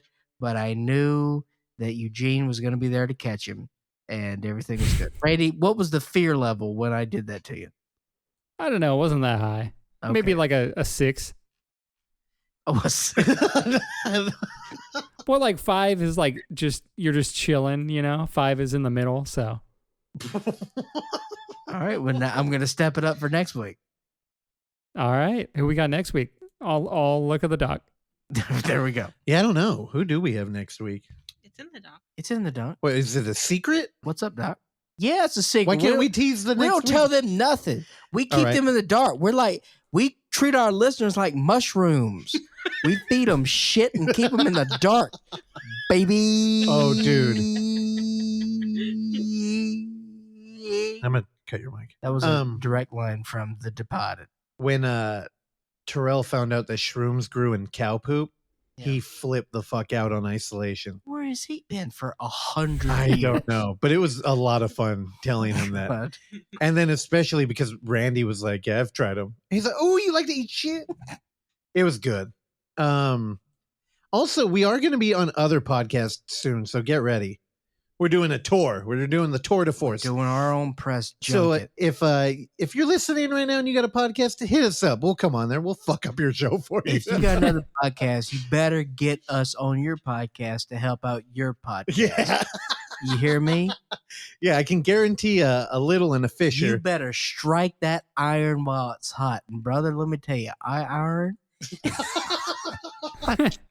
It's a putter. I am it's more so tired. But with a little bit of grease in the wheels, you can get a Randy Stat on board With a too. little bit of grease in your wheels. All No, right, end the show. What? Okay. Is there a button? I don't. All right. Enjoy Eugene, and we'll see you on next one.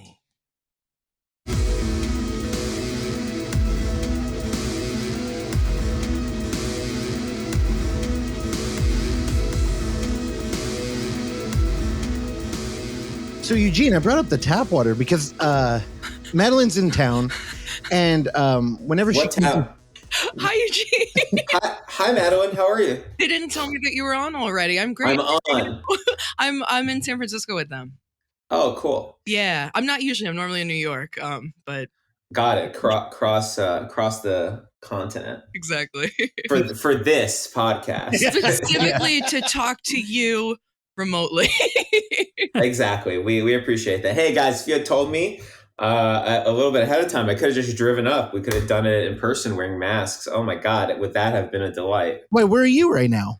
Los Angeles. Oh, that's a bit of a That's commitment. a bit of a drive, Eugene. You would have been bummed out having drove 6 hours to hang out here.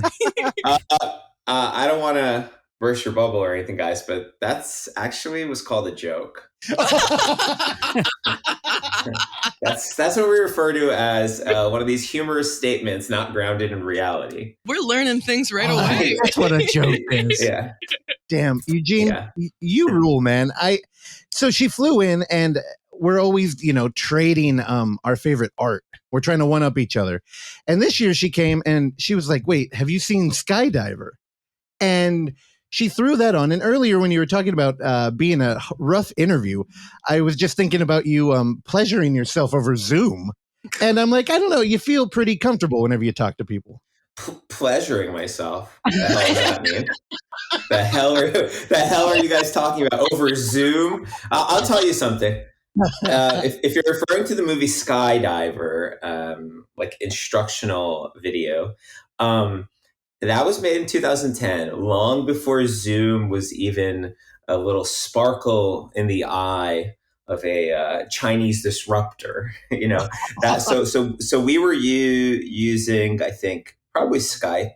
It was either Skype. Well, okay, so that, since we're talking about a moment in the film Skydiver where my character is masturbating in bed, only to be interrupted by a phone call from his sort of future handler in the anti-taxes, anti-water, basically not really Islamic, but some sort of weird mystical religion adjacent cult. Anyway, yeah, I was probably filming that on a what do you call it? Photo booth on MacBook. And then most of that film is filmed through screen grabs of Skype or Google Chat. And I was just doing a QuickTime, you could do a QuickTime sort of screen capture. So that's how that was recorded and made. So of course, this is all to say it had nothing to do with fucking Zoom. Yeah. No, actually, have you ever seen the film The Collingswood Story? No. Is that like a horror film? Yeah, it's a found footage film that predated video chat. And the whole film takes place over a computer via video chat. But the director had to create the aesthetic and what it would look like. And Skydiver looked a lot like that. So I wasn't even sure if you were really using video, like a built-in camera. I was using, what is it called? Welcome to Collingswood? That ain't it. What is it called? It's called The Collingswood Story. Collingswood. Okay, got it. 2006. Cool. Yeah, I should look at it. Oh yeah, the screen grabs look interesting and funny in the way where people had to predict what interfaces would be like and stuff. No, I don't really, is from what I'm seeing in these images, I don't really know if it looks like Skydiver, but I do like how it looks. It actually reminds me of the Tribe Called Quest music video for Scenario. If you look that up, you'll see there's all sorts of user interface things that they're doing that are have to do with computer apps and programs and stuff. I know this one. Yeah, I think what I was trying to articulate with Collingswood is kind of like a low light, not a high def camera. So it had that very kind of early 2000s look.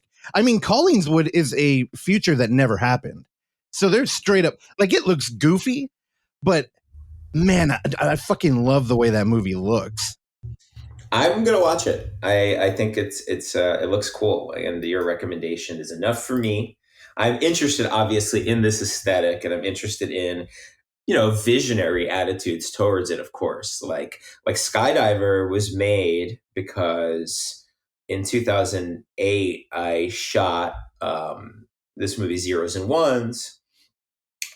Which the whole idea of that movie was we're going to shoot every scene with multiple cameras, and then we're going to embed that footage into apps and websites and games and other computer-centric delivery systems, basically, communication systems. And it'll be like a movie that takes place all inside of a computer. And hopefully the viewer will be processing the narrative the way that they would process their own experiences online. So, you'd just be dealing with text and multiple windows and scrolling and all these things. And hopefully I would be able to figure out a way to, sort of update, cinematic grammar for kind of this new way of processing imagery on a screen that everyone was kind of getting used to at the time. And that took over 2 years to graphic design every app, every game, and animate it all and get the timing right, because we wanted it to be funny and not just fucking confusing. We wanted it to be clear and funny and not confusing and boring. So there were a lot of people who volunteered on that with me, and I really mean volunteer, like work for free. And it was a really amazing process and collaboration to work with all those people. But as a director, you're like, oh, wow, like my vision or my concept of what this was is really changing and evolving. And it's really amazing. And really also, I was 21, 22, 23 while we were 24. It was like those 3 years. That's when I finished it, when we made it. And I was just scared, kind of like losing control. I guess I'm not a director after all. Just like someone who's helping a bunch of other people design a fake Doom game or something. So Skydiver was made while we were finishing 0’s and 1’s, because I was like, well, I wanted to like kind of take control of a film, and that film was like, and also was very interested in like the screen aesthetic and how I could tell cinematic story through the computer. And so I was just like, okay, I'm just going to actually pretend to be a character and start talking to people through Skype that don't even know I'm acting. And I'm going to start recording them, and they're not going to know I'm recording them. And then along the way, I did let some people know. And so they sort of then became kind of performers with me, and the thing, but I made it in real time. Like Skydiver, I made basically over the course of 14 days. And what we did is every single day we released a new episode. And so after 14 days, we had basically 12 episodes. But that was it. Those conversations for the most part were like completely candid and improvised, and they didn't know that they were acting in a narrative you were creating. They were interacting with you, and you were acting different.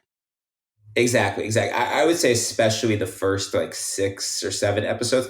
But even after that, I think if my friends had been watching or whatever, they kind of naturally picked up on the fact that the thing that was interesting about this was like a real and sort of candid, like you said, interaction. And so even though on some level they were aware that, I'm not being fully myself, or there's like they're being recorded, it didn't really faze them. I mean, it was kind of an interesting era for, kind of online communication. Whereas now I think everyone is completely performative in how they, represent themselves on their own social media or in other people's social media. So we hadn't gotten there yet, where people were just like completely like inauthentically performative to the point where like performativity is now authenticity. But we were also past an era where people were really uncomfortable like being on webcams, or like uncomfortable. So I kind of was able to do it during this weird sweet spot where like everyone was just ready to be documented without being freaked out by it, but they weren't like total like assholes, narcissistic losers about it either. Those early Beatles videos where the girls didn't realize they were like, they didn't understand the concept of being filmed while they were watching the band, so they're just like losing their shit. Yeah. I mean, I think people still do that. I mean, I think people still do that over like a K-pop band or like Justin Bieber 10 years ago. Yeah, but I mean, I think when you knowledge of like how am I supposed to behave when I'm being recorded? Right. And like exploiting that to make something that feels like so intimate. Yeah, well, that kind of also changed the course of my attitude towards filmmaking too, because I mean, I love 0’s and 1’s, and I think what we did there was pretty special. But the acting style in it is not very loose, and I was very demanding in like how I wanted people to like deliver their lines and how I thought the comic timing on things were. I mean, it's questionable whether like whatever. I was definitely way more invested in a certain type of line delivery, stylized line delivery when I made that film. And then with Skydiver, the fact that it was all improvised and it was basically like having kind of funny, mildly manipulated conversations with my friends where I was able to sort of like through the force of like my performance kind of guide them to where I wanted them to go without them even kind of knowing it, is what set the tone for like the next 3 films I made. A Wonderful Cloud, Wobble Palace, and this web series I made, Feast of Burden, where I was an actor in them. And I just realized that like it would be a really easy way for me to direct performances of other people if I was in scenes with them, because I knew what I wanted. Yeah, you're kind of leaning more mumblecore, but like I wouldn't call your stuff mumblecore because of the acting style and like the dialogue. But that is super interesting that you went from 0's and 1's, which is like hyper controlled, like flashy, to this like looser thing where you're really interacting with your movie, like more directly. I don't know. Yeah. I mean, I wouldn't like. I would say the main difference between like A Wonderful Cloud, A Wobble Palace, and like just a generic mumblecore movie, and there are obviously movies that could be in that category that I like. Is that most of them are really boring and full of losers. That's exactly why I watch all your movies. because I'm ultimately driven, even like I have a lack of resources on those films, and I wasn't particularly interested in making a horror film, which I think is probably the best genre when you don't have resources. I was sort of interested in like interrogating like a certain brand of youth culture and like making fun of it and like figuring out what was happening when people try to like fuck or fall in love or whatever. So those movies are basically like, relationship films. But what I'm saying is I'm really driven by like entertainment, for lack of a better word, just like engaging audiences, trying to make sure people are feeling things, or whether it's laughter or disgust or like cringing or whatever, or even crying, like all these things are really important to me. And I in general, I would say like mumblecore by definition has a certain amount of like laziness to its like to its execution, and I'm just not like that. I mean, I would say with a lot of mumblecore films, they're like, we're showing real human emotion by simply showing a human. By just showing people like whatever. I mean, look. Anyway, I don't mean to rag on like anyone's films or anything that. Filmmaking is inherently difficult. Although I don't want to lose the conversation about 0's and 1's if you don't. No, let's go. Yeah, sure. Yeah, I mean, especially because we're showing it at the film fest in a couple of weeks. I had heard that. That's cool. I appreciate that. I mean, it's such a cool movie, and I feel like you were really ahead of the time when it came to overloading people with social media, essentially, because like just pre-smartphones, like I didn't have a smartphone until like 2011. So that idea of kind of like seeing constant like images like flashing and I mean, it was sort of like old school internet like message board and like website that's just a bunch of GIFs, but like I don't have any film reference for the aesthetic in 0 and 1. I don't think there is one. I was thinking about it, and the only interaction with like a computer overlay that I could compare this to is like Ghost Rider. The one PBS show where they had the like ghost friend that not typed. the Nicolas Cage vehicle. Not the Nicolas Cage. Okay. Where we have like this like digital intrusion. Now, I have to say, Eugene, I think this is one of the most like visionary films I've ever seen. Where we're dealing with like a youth who's like, I think he's having relationship issues, not like just with women, but with everybody. And the way he kind of breaks it down mentally is through the lens of a like computer. And everything looks like it's in a monitor. Now, we are showing the film at the film fest, but originally I had to fight Madeleine because she was saying this will be a great entry for Screen Life. Except I was like, I don't think it is a Screen Life movie. And she's like, literally, it is a Screen Life movie. It is the most Screen Life you could possibly be, considering it is a screen the entire time. It's life portrayed through the screen, because one of my favorite things about the film is that we're basically subverting the subplot, the idea of the subplot, by having that on the screen at the same time where we're watching the main story. Yeah. And so, yeah. Now, my argument, though, was it's not really a computer. Like, he's not interfacing with the computer, and we're not watching any real computer. It's kind of like metaphysical. It's a metaphorical. Yeah, I'm almost like it's a layer of emotional distance that he's putting on the real world. So, weigh in here. Oh wait, what were you guys saying? No, I heard you. Good. You're just making us again. Yeah, number 2. So yeah, it's So yeah, the idea of the film, right, was to present a cinematic story, a narrative. And there's a few things going on, which is, I always thought the lamest sort of like indie narrative, and this is probably why I made those later relationship films too, in a way, was like kind of like obliviously entitled asshole guy, like yearning for his amour and being like really like angsty and whiny about it, and then like things happening where they do meet up and it works out or it doesn't and it's dramatic or whatever. So like narratively, like the function in the film is that he is like obsessed with this like, you know, phantom like love interest for, you know, the first act. And then his computer gets stolen, and then he doesn't care anymore because actually the computer was way more integral to his existence and his identity than any sort of like lustful yearning.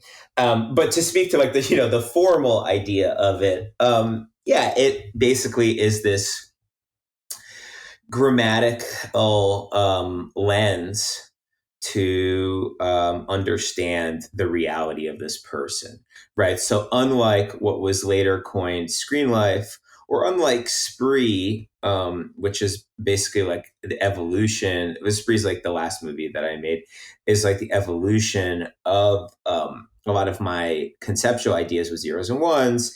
This is not a film that, you know, is documented through like behavior on a desktop, right? Yeah. This is not like Skydiver or Searching or Unfriended, films where basically like the documentation of a story takes place within the framework of video chat apps built into you know, a normal OS that people use at home.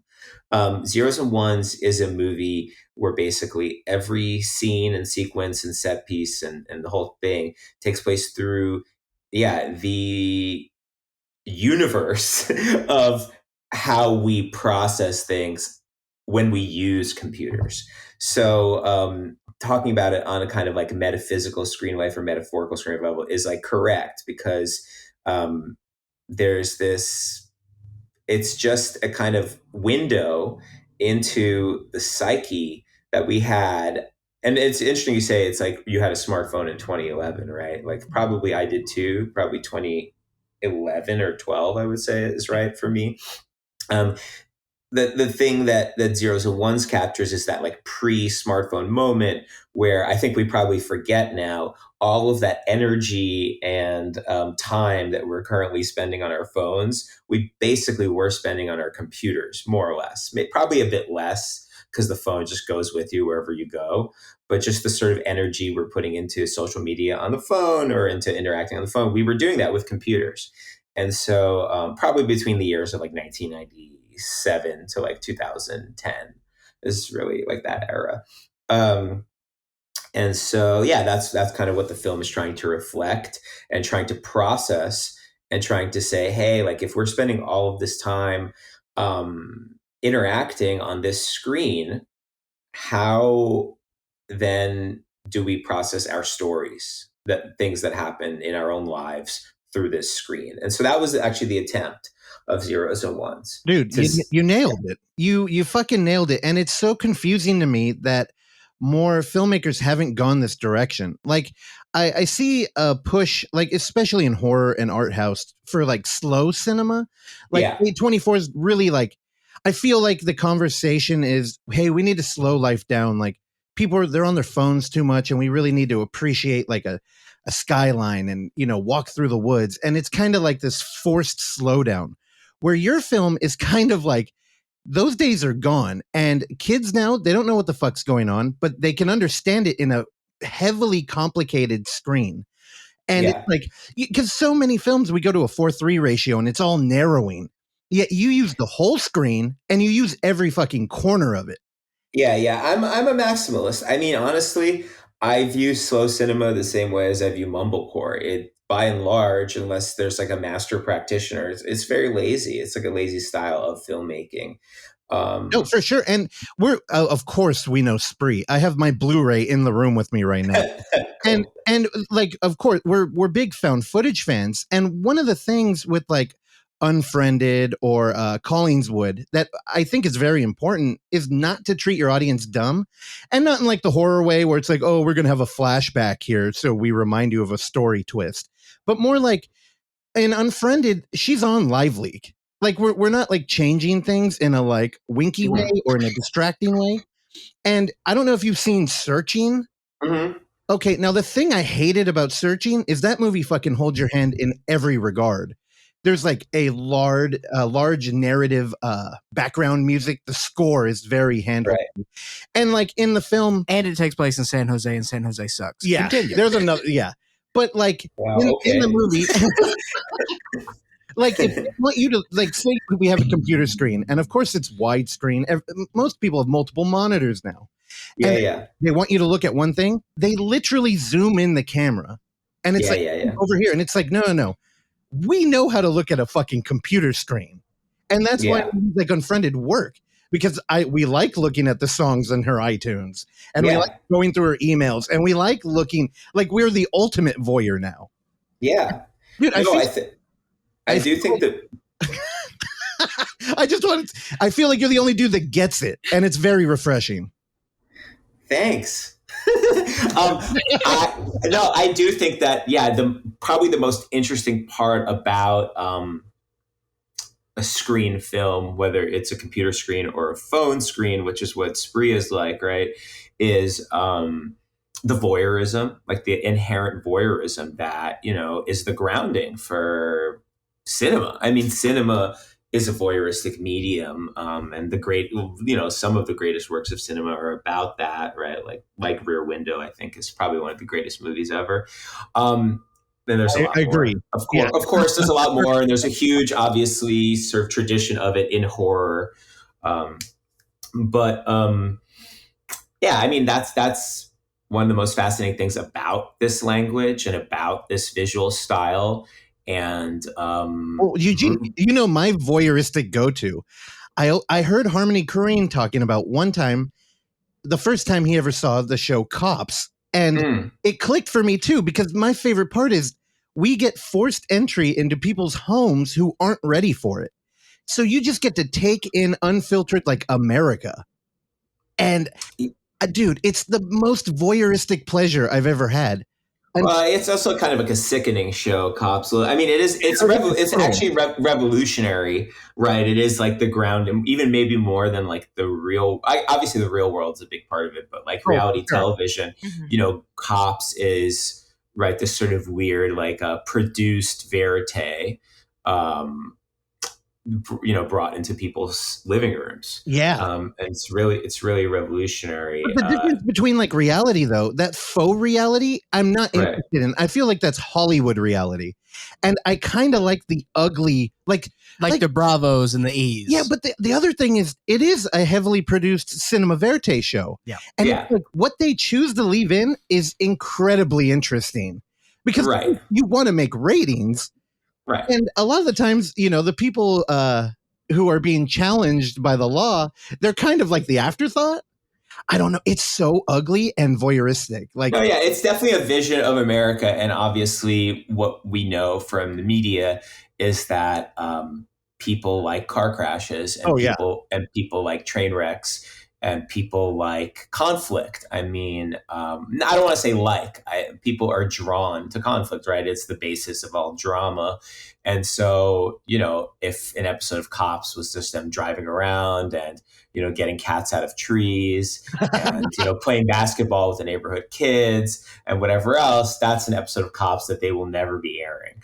I disagree, because the thing I think I like about Cops is the reality, the honest reality, where everybody's aware there's a camera, but it's like there's only so much you can do when you're in a foot pursuit. Yeah. But they do have episodes where it's like, like a little propaganda piece, and it's like, hey, there was a girl in the middle of the street, we helped her cross, and hey, we're just doing our neighborhood duty. Yeah. Cut to dude on the ground. Hey, you're right. My level of database knowledge of every Cops episode is probably inferior to yours. So I will yield to you on that. And I don't debate like the truly revolutionary nature of that show. What show I liked when I was a teenager that I think is really revolutionary? And I was on a call the other day and someone kind of trashed it. And I was like, are you kidding me, my friend? 24. Remember that show? I do remember 24. Now that is a high concept show. That is the idea of that. I think was probably inspiring to me as I got a little older. When I came out, maybe I was 13, 14. And just the idea of that each episode is real time. And the tension that you generate from that, and the fact that the entire season was 24 episodes, it was one day, and something about that.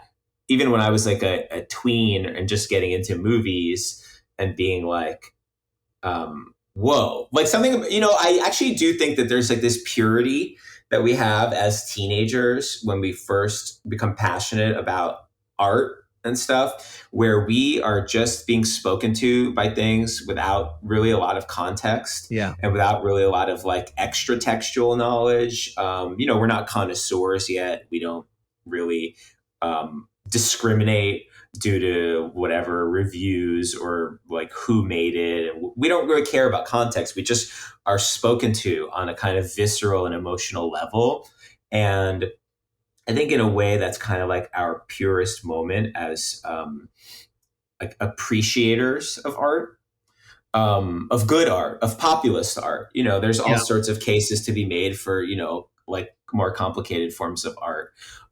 But now hold on, I want to talk about 24. Yeah, sure. You make a lot of interesting films, and I'm curious why you were attracted to it. There's the obvious kind of like aesthetic overlay, like we're always aware of this, like time. It's like a creator parameter too. Yeah. And I feel like a lot of found footage filmmakers are people who are playing with storytelling context and the medium. You like parameters. So do you like the rule set of like this has to take place in a day? Yeah, I think I do like that. Spree takes place in a day. I think people like that too. Like why people like Christopher Nolan movies. People, High Noon is a classic, right? Like, look, first of all, when you don't have a lot of resources, you're going to have limitations to what you can do as a filmmaker. And so with limitations, you start thinking, like, well, how can I use these limitations to my advantage, right? How do I turn an obstacle into like an opportunity? And I think a lot of creativity comes from that. And so I think a lot of the greatest low budget movies are movies that just take advantage of their lack of resources.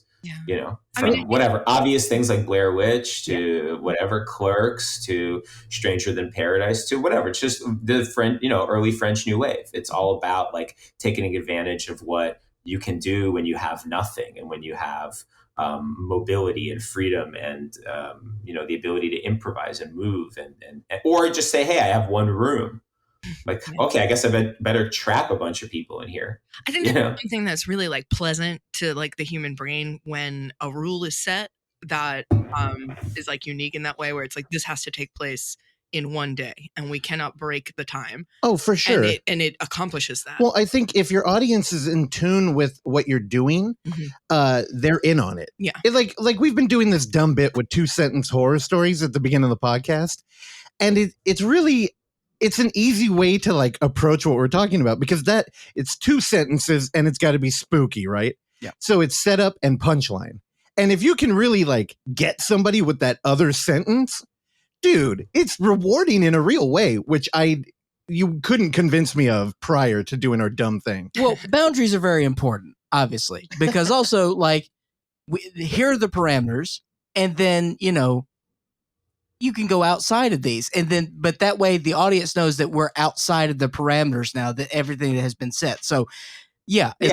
Once you set up the rules, once people accept the rules, then the fun of it becomes you subverting it if you can, not too much, but if you can, it becomes fun. What's the deal? You guys have a thing you do at the beginning of the episode, but you didn't do it at the beginning of this episode. Okay, so did we just break the rules, guys?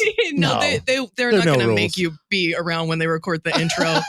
So, Eugene, what happened is that we have a wonderfully talented musician who does the intro music for us. And out of the blue, he just sent us a new theme song. And Eugene, we've been doing this show for it'd be 5 years this summer. And we started with the focus on horror. And we've sort of, independent film.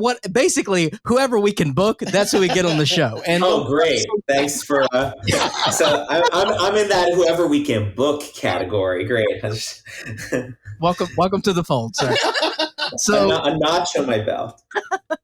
And with the 3 talking heads, one of the heads who is on this program who refuses to talk during the interviews, talking about Randy. We all have different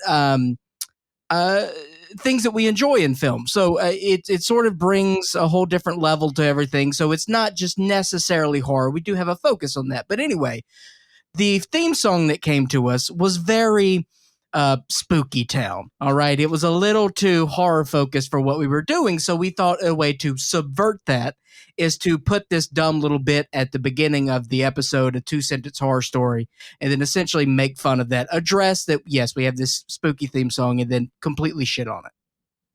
Okay. So where does that fit into our unique and powerful interview that we're in the midst of? Oh, just talking about like storytelling parameters. And no. Sorry, what I mean is, where's the song and where's the fucking story? I don't want to be gypped here. What's going on? Well, so part of the other problem with this show, we start off. We would have like scary music, and then Clark would talk about indigestion for a half hour. Oh, I see. So I'm just a little clip in the midst of a larger Howard Stern-esque kind of circus. I got it. Okay, no, that's fine. I just didn't want to feel like I was getting shafted by a lack of a little horror setup and punchline. Eugene, anyway, a very important cog in this wheel. All right. No, yeah, I'm happy to be a cog. I love being a little plinko disc. Okay. Man, I'm going to hold you to it now. We got to have him write one. Yep, you're going to write one now. Send me some samples. Yeah, I'll write one. Okay, send him some Army Hammer tweets. There we go. We did go on a Army Hammer. You're a bad girl. That's essentially when I'm hungry. Dude, I think that's it. That's it. 1 and 2. Can that be the one for this episode? That's it. You're a naughty girl. Pretty sure that was the exact one 2 weeks ago. When I'm hungry. So, yeah, hungry boy. All right. Well, anyway, that's what you get for DMing randoms. And that's what you get for DMing randoms and watching 50 Shades of Grey. Fuck yeah. Do we go back to Spree? Is that? Yeah, no, we can go back to Spree. So look here for a minute. Let's live in the Army Hammer bits. I like that. No, I don't really want it. It's like all sad. All of cancel culture is really sad and pathetic, and all these people are so horny, sitting around so horny and like loveless, and then they just see someone that they can destroy for being like a dumb loser, and for sure. and they just go for it. But like, the same people who are canceling him are the same losers who are like reading 50 Shades of Grey and watching it 5 times. And it's just like, of course. It's like, what are these crazy, weird double standards? Anyway, I'm really not trying to defend the guy. He seems because it's like back to like internet voyeurism. Mm-hmm. Of course. We love to look underneath that armor and know that people are vulnerable, and we're in this weird agoraphobic moment in the world. Definitely. And we're dying for human interaction, which is exactly the argument I was making about 0's and 1 not being a screen life movie. Yeah. Well, I think the other thing is that we're not just voyeurs anymore. We're like the people on the freeway who are like, you're not just rubbernecking. It's actually that you say, hey, if you press this button, there can be like a cool car accident for you to look at in 10 minutes. Are you down? And it's like, and you won't be in it. Don't worry. And everyone's like, yeah, definitely. Let's press the button, and we're not just in a voyeuristic moment anymore, because the internet has, democratized everyone's voices, and that has led to some very good things. That has also led to a culture where people can be really, essentially anonymously petty, and feel the power of their pettiness. When our forces combine, when our 1 million anonymous voices combine, we can destroy a person who made a mistake. And, and whatever. Eugene, it is what it is. It's safe to say you're a fan of the internet, right?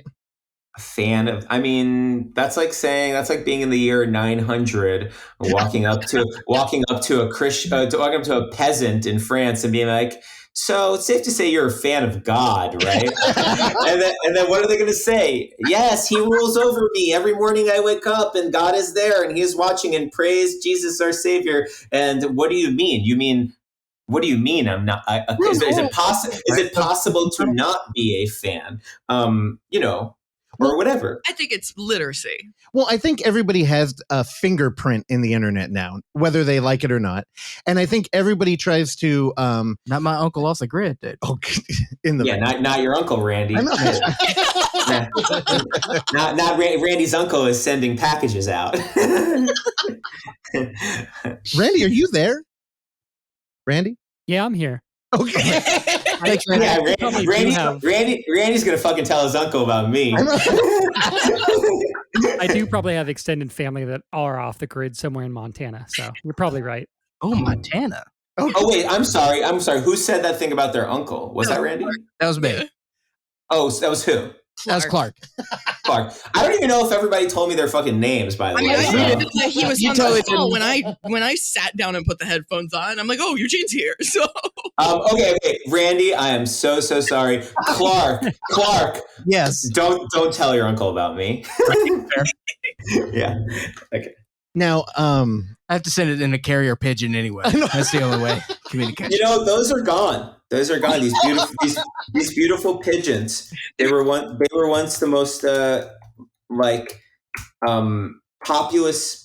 populous bird. What am I thinking of, guys? Yeah, carrier pigeons, homing pigeons. Yeah, there were once 200 million homing pigeons in America in the year 1830, and then by the year 1900, there were 0. What? No. Eugene, are you doing some sort of documentary on pigeons? No, I had this conversation like a week ago. And guess what? You guys ever heard of, starlings, these little black birds that form these swarms and stuff? Yeah. They're not native to the U.S. You know how they came here? How? They flew? No, a Shakespeare enthusiast who was working with Shakespeare in the Park, in Central Park in the late 1800s, decided to introduce them for a play. So he brought 50 over to the United States, and now there are hundreds of millions all over. Of course, that's all it takes. Because snake freaks like Madeleine over here, they bring these little pythons over, and then they destroy the ecosystem in Florida. Well, do you know about the I think it's lionfish? It was like some really, really rich dude was like, I need a tank full of 50 lionfish. And then there was I think it was like Florida or something. Yeah. And then there was a flood and the tank cracked and then 50 lionfish got into the water. and they just bred out of control, and now you can like hunt lionfish as a sport.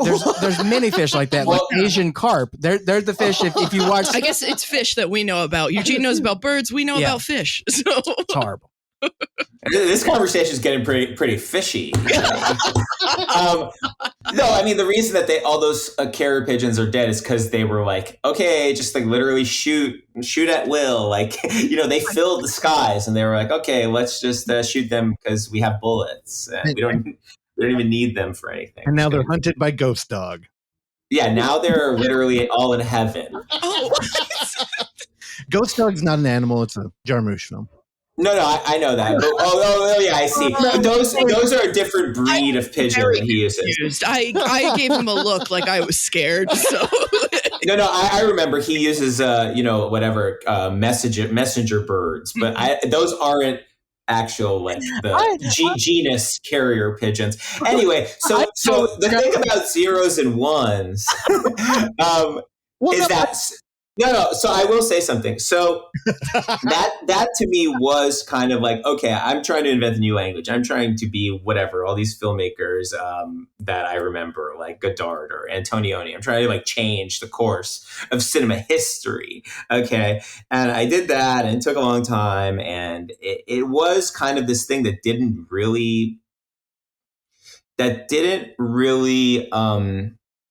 integrate in a way that I think was like conducive to a casual viewer, where, like you guys said, you have to kind of understand it as a sort of like mediation of reality.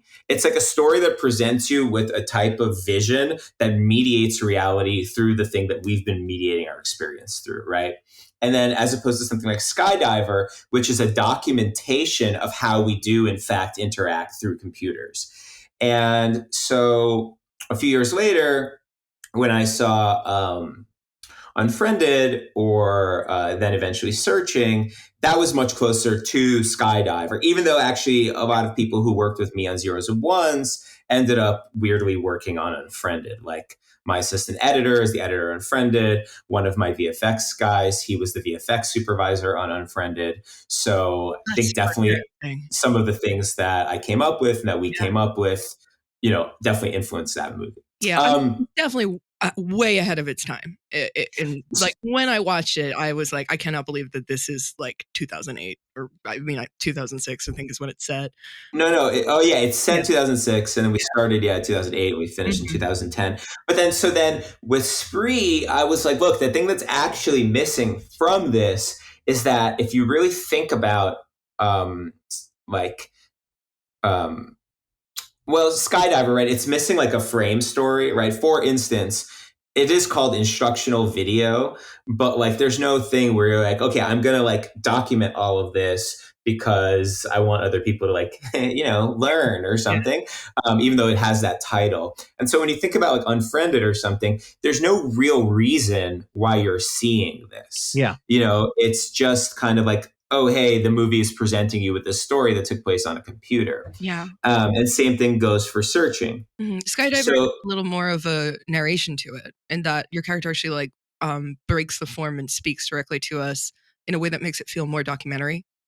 Yeah, there's like a diaristic quality to it for sure. And there's a documentary quality to it. I would say like actually the thing I'm most proud of in Skydiver is, so going into it, I actually didn't know when I made the first episode, which is basically like, I was like, okay, half of these conversations are just things I fully recorded, and the other half I will record for this. I was like, this is going to ground people. The first episode, just my character kind of riffing on this girl that he was thinking about, flirting with, attracted to, whatever.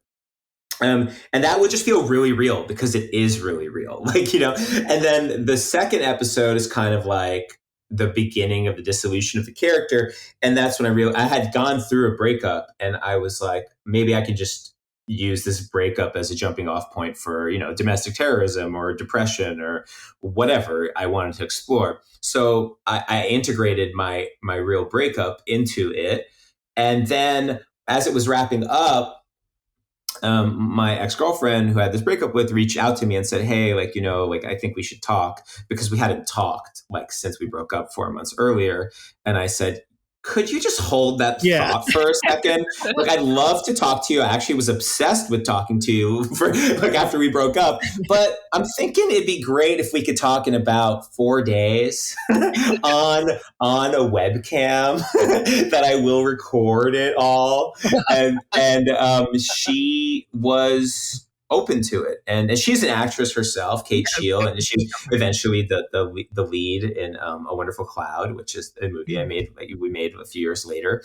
But yeah, so she was down, and so this actual kind of reconciliatory, almost like fact-finding conversation that we both wanted to have about like what happened to our relationship and why we broke up and where our feelings were at and all that is a real conversation. Like, that is not at all different than how it would have happened if it was not recorded and if I was not a terrorist style character about to suicide himself into the tax building or something. So I'm really proud of like capturing that, because I think it's really rare in a movie that has a narrative through line to capture something that's truly real between two people. And, so that's that. And then hold on, with Skydiver though, I'm going to push this on this episode a lot, and I'm going to try and get people to watch it. One, because it's on Vimeo and it's available. But two, I feel like it's timely in a terrifying way. Mm-hmm. And without, like, the thing I mentioned to Madeleine is the thing I loved about Skydiver was it's so timely, yet you still come across as politically agnostic. And I think that really opens the door for anybody to watch it and kind of be terrified with this very personal story that takes a very timely twist. And I'm very excited for people to rediscover it. Yeah, it's pretty, it has its own pace, and there's something you have to be, I think I can tell from our conversation, you have to be a bit of a voyeur to really get into it. But I do think people who are like, cinephiles and kind of have like a cine look at reality always like that movie, because they just are plopped into like, a person's life. And Eugene, hopefully it's funny enough and has enough like kind of interesting interactions that you're just like, oh fuck, this is interesting. Yeah, and you can carry it. You're an interesting dude. And I think what you're articulating right there is the whole problem with found footage horror. Like, it's nested in the horror community, and I don't think it's really for horror fans. You kind of got to be like somebody who appreciates the craft of filmmaking, enjoy kind of like highbrow dissertations of film and what you can do with narrative, and also like watching a dude get killed by a possessed blender. Right. Someone's brain gets splattered, with a pickaxe or something. Yeah.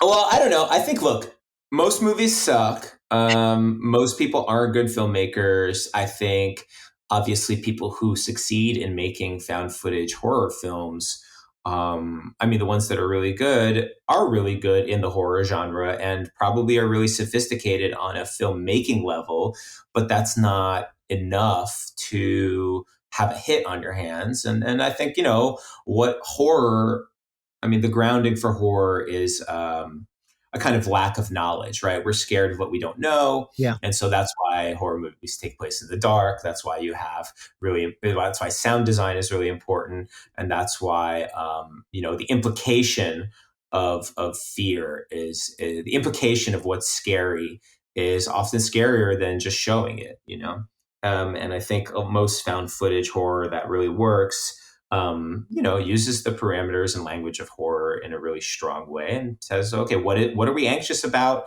in this medium, in this VHS or in this webcam or in this, I don't know what other found footage styles there are, in this digicam, whatever. So my favorite moment in Spree, well, early on, the moment where I knew I loved the movie is the first time that he opens the car door. The mounted camera swings with it. Yeah. And like, that is the moment that defines what we're going to be looking at. Yeah. And it's such a simple thing, but it's so like explicit of like, this camera is mounted to a car door and this is your viewpoint.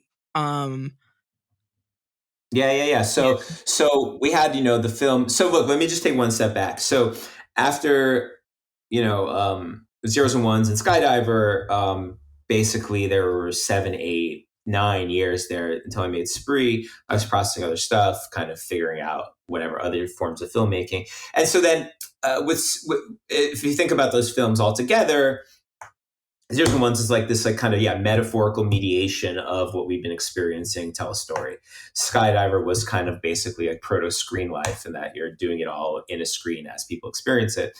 But then there's no point of documentation for all these screen life movies I've been seeing. And once live streaming started becoming a thing I was aware of through, kind of Twitch streaming, but also mobile devices in basically, I mean, you're always aware of it. There was live streaming in 2005, but once it became like more popular as a way people make money, I just thought, okay, that is actually the grounding for why you would have a, screen horror film, because it would be live streamed. And so the rationale for its documentation would be real, and that to me, I thought was something missing from screen movies that I had seen up till that point. So pure screen movies, there's no reason why their screens were documented. And here I was like, oh, actually, Kurt is a live streamer. Kurt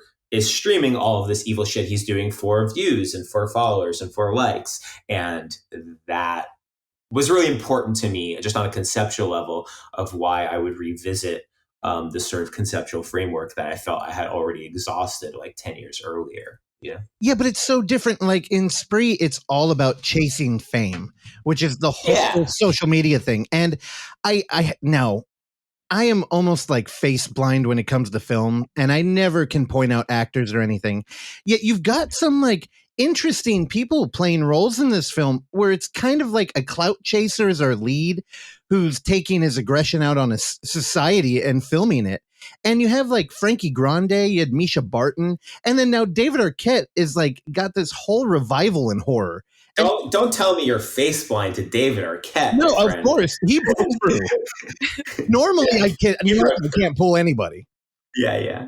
But like, how was it working with them? Great, super duper. It's my first film that had like a real budget. My first film where I had a casting director. My first film where I am not acting in it. That was very scary to me, because I told you I had developed this sort of style of directing where I could kind of control the flow of the scenes by being in it. And of course, all those films have scenes that I'm not in. Like there's obviously scenes where I'm just directing purely from behind the camera. But I thought, that was with my friends and people I knew really well, and I knew what's good about them, and I knew what's flawed about their performativity, and so I could just tweak that. And I was really nervous, like going into it, like, oh, I'm going to work with like professional actors who have been like directed many times by like real people, and this is going to be fucked, and I'm going to be exposed as like a fraud and all these things. And it was super great. Like, I mean, Joe Keery is, I think, honestly, generational talent. Like I will be shocked if he doesn't have an amazing career in the next, 20 in the next coming years. Clearly doesn't, like, he clearly will take risky roles and is comfortable looking like weird. I think it for him, it's not about risky or not risky. I think for him, it's does he think it's smart? Yeah, he's really smart, and he's very sensitive. And obviously a really good improver, really funny, whatever. But his kind of emotional and kind of thematic intelligence is really off the charts. And he fleshed out that character in a lot of ways that I didn't imagine, and knew how to have fun with it, and also knew how to make it emotional, and how to make fun of himself while still being make fun of the character while still being very emotionally grounded. And it was really amazing to see him work. And all of this is just to say that working with David Arquette was really easy and fun because he's super talented, and most, I think, professional actors on the level of most of the people in the film are successful and professional because they are really good at it, but someone like also, people who are reality stars like Mala Kent or like Frankie Grande or whatever, they're also really good performers in the same way that I think a lot of the actors in my earlier films are good performers, where they don't really, it's not about like method acting, it's about projecting your own like kind of manipulated emotions in a way that's like accessible and entertaining to a viewer. And I knew how to work with people like that. And I think more and more, everyone is becoming like that, but definitely reality stars are like the top of the pyramid. And so they both sent in audition tapes, and I was like, wow, they're just like literally better than how I wrote the characters. So I'll just cast them. And so it was cool. Misha Barton's great working with her too. She's so totally easy, total professional, totally down to clown, as we say in the filmmaking community, down to clown. Now, Eugene, I ask the hard-hitting questions on the show. Please, so, prepare yourself. Here we go. You've got a little bit of a theme with alliteration with the characters' names. You've got Kurt Kunkel, Chris Kunkel, Miles Manderville. What's going on? And does all sound pretty funny to me. I mean, you're saying these names out loud and I'm laughing. So that sounds about right. I mean, they sound ridiculous, huh? No, I love alliteration. Which is the point. I mean, it's satire, like Spree is a satirical film. It's a film that is trying to make fun of all elements of the culture. And these sorts of names, they just get stuck in your head. We live in clown world, right? So sure. We just need to tease out clown world. And the thing about living in clown world is that if someone tries to point out to the general populace that the universe we inhabit and that we actively participate in is demented, carnival-esque, stupid, and false, everyone will feel like the movie or the art that points that out is demented, stupid, and false, which isn't how it is, but people in the moment don't get it. So that's how you get, whatever, Jonathan Swift or Montaigne's essay on cannibalism or Starship Troopers, that's how you get or Showgirls. That's how you get those sorts of movies that are reviled and misunderstood and make people angry. Yeah, I thought it was so interesting that you got Frankie Grande and Misha Barton to play. They're kind of the villain in the narrative of the film, where we have this boy, Kurt Kunkel, who's spiraling out of control in a live stream, hoping that people will like and donate and kind of elevate his standing in society, when he's got Misha Barton in the back seat. Misha Barton's in the front. She comes up to the front and she's sitting next to him. She has kind of a crush on him. She has a kind of crush on him, which he is like asexually oblivious to. And her reasons for that crush are also comical in my mind, and I think in Misha's mind. But there's not enough. Like, I wish that whole section of the movie was 3 times longer. The dog, not to spoil the movie, but we have these attack dogs that and that part of the story. Wait, sorry, but finish your point. Well, I was just thinking, social media real estate. I feel like you look at Frankie Grande, who is a sibling of a megastar, Misha Barton, who was on a hit show, who used to have a lot more real estate in TV, and it's like they're kind of here. And they're, the spiral is happening in this movie that they're acting in, but yet they're kind of a part of the problem in reality. And I just thought it was so good because you're right. You are having fun in Clown World, and it's a send up, yet it's incredibly true at the same time. Yeah, but I wouldn't indict them as I wouldn't indict them as part of the problem. I would say that, like all of us, they're participants in a sort of attention economy that we're a part of. Now, pre-social media, this used to be relegated to the world of celebrities, right? And so if you were a celebrity, you now entered into sort of public attention discourse. But now we're all celebrities. Essentially, we all potentially could be famous overnight due to one of our hilarious tweets, or due to being a horrible person who's getting canceled, or due to being a normal person who's suddenly getting canceled, or whatever.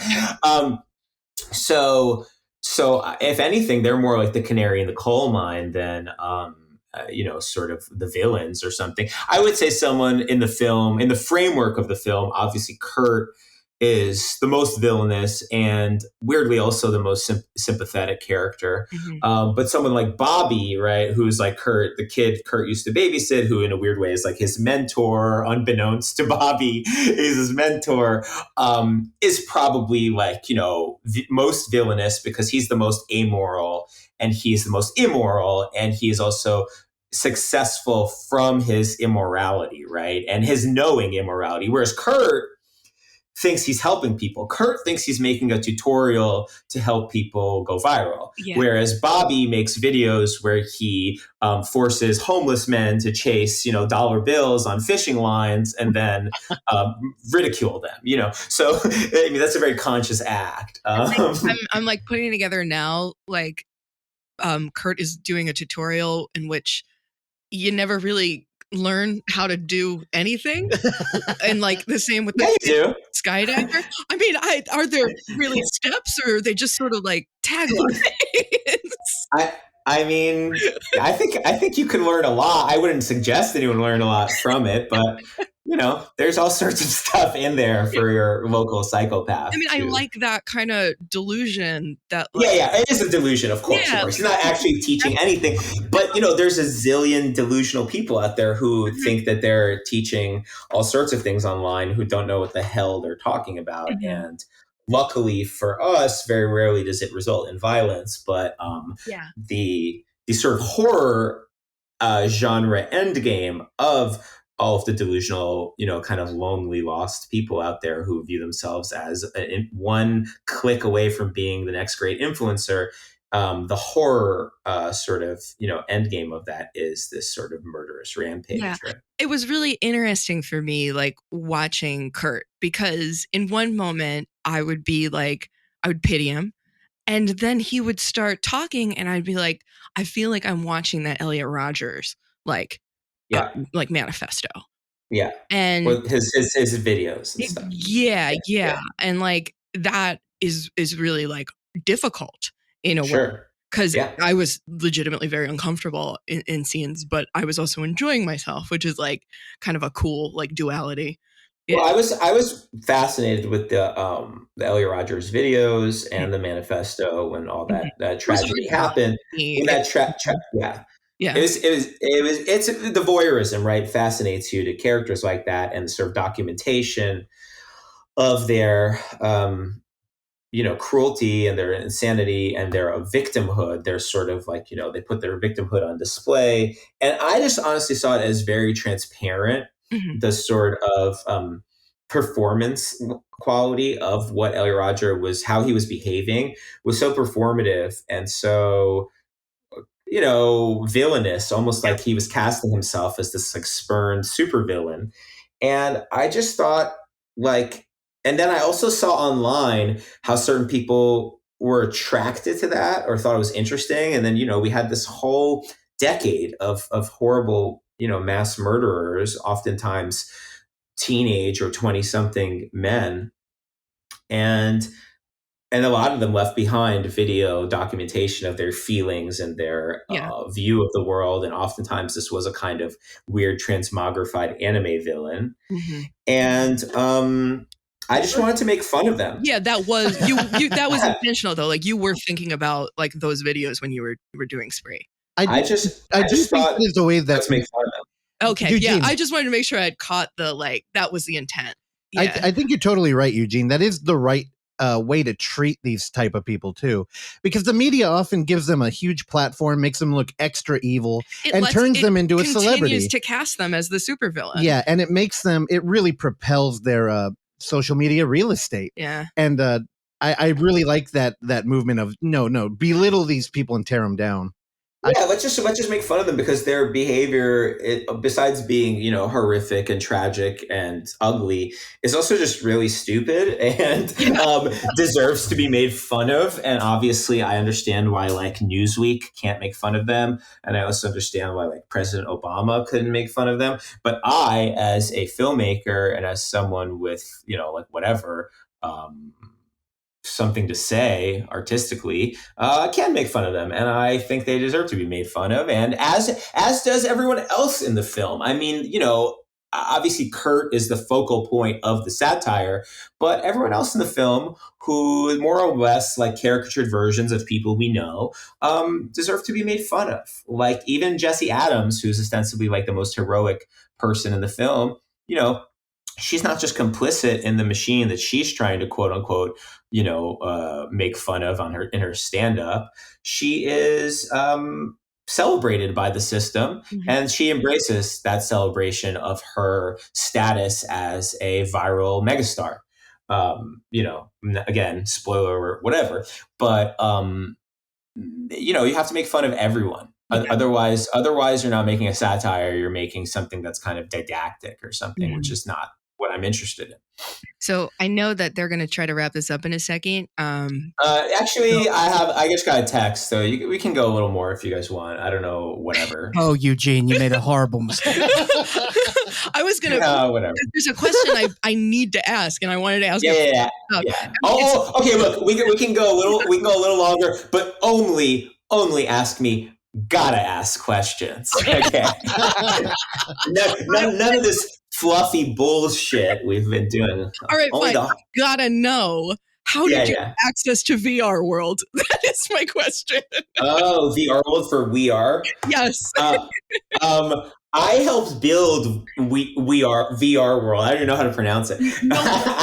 I helped build VR World. Yeah, my friends live down the street from it, and they had their first date there, and so. Wow. I love that. We love it. Okay, so I just we had shot Wobble Palace, but the money that was invested in it wasn't enough to finish it, and then I went to New York to help take care of my grandma who was dying. And then I thought, okay, I need to raise money for the movie and blah, blah, blah.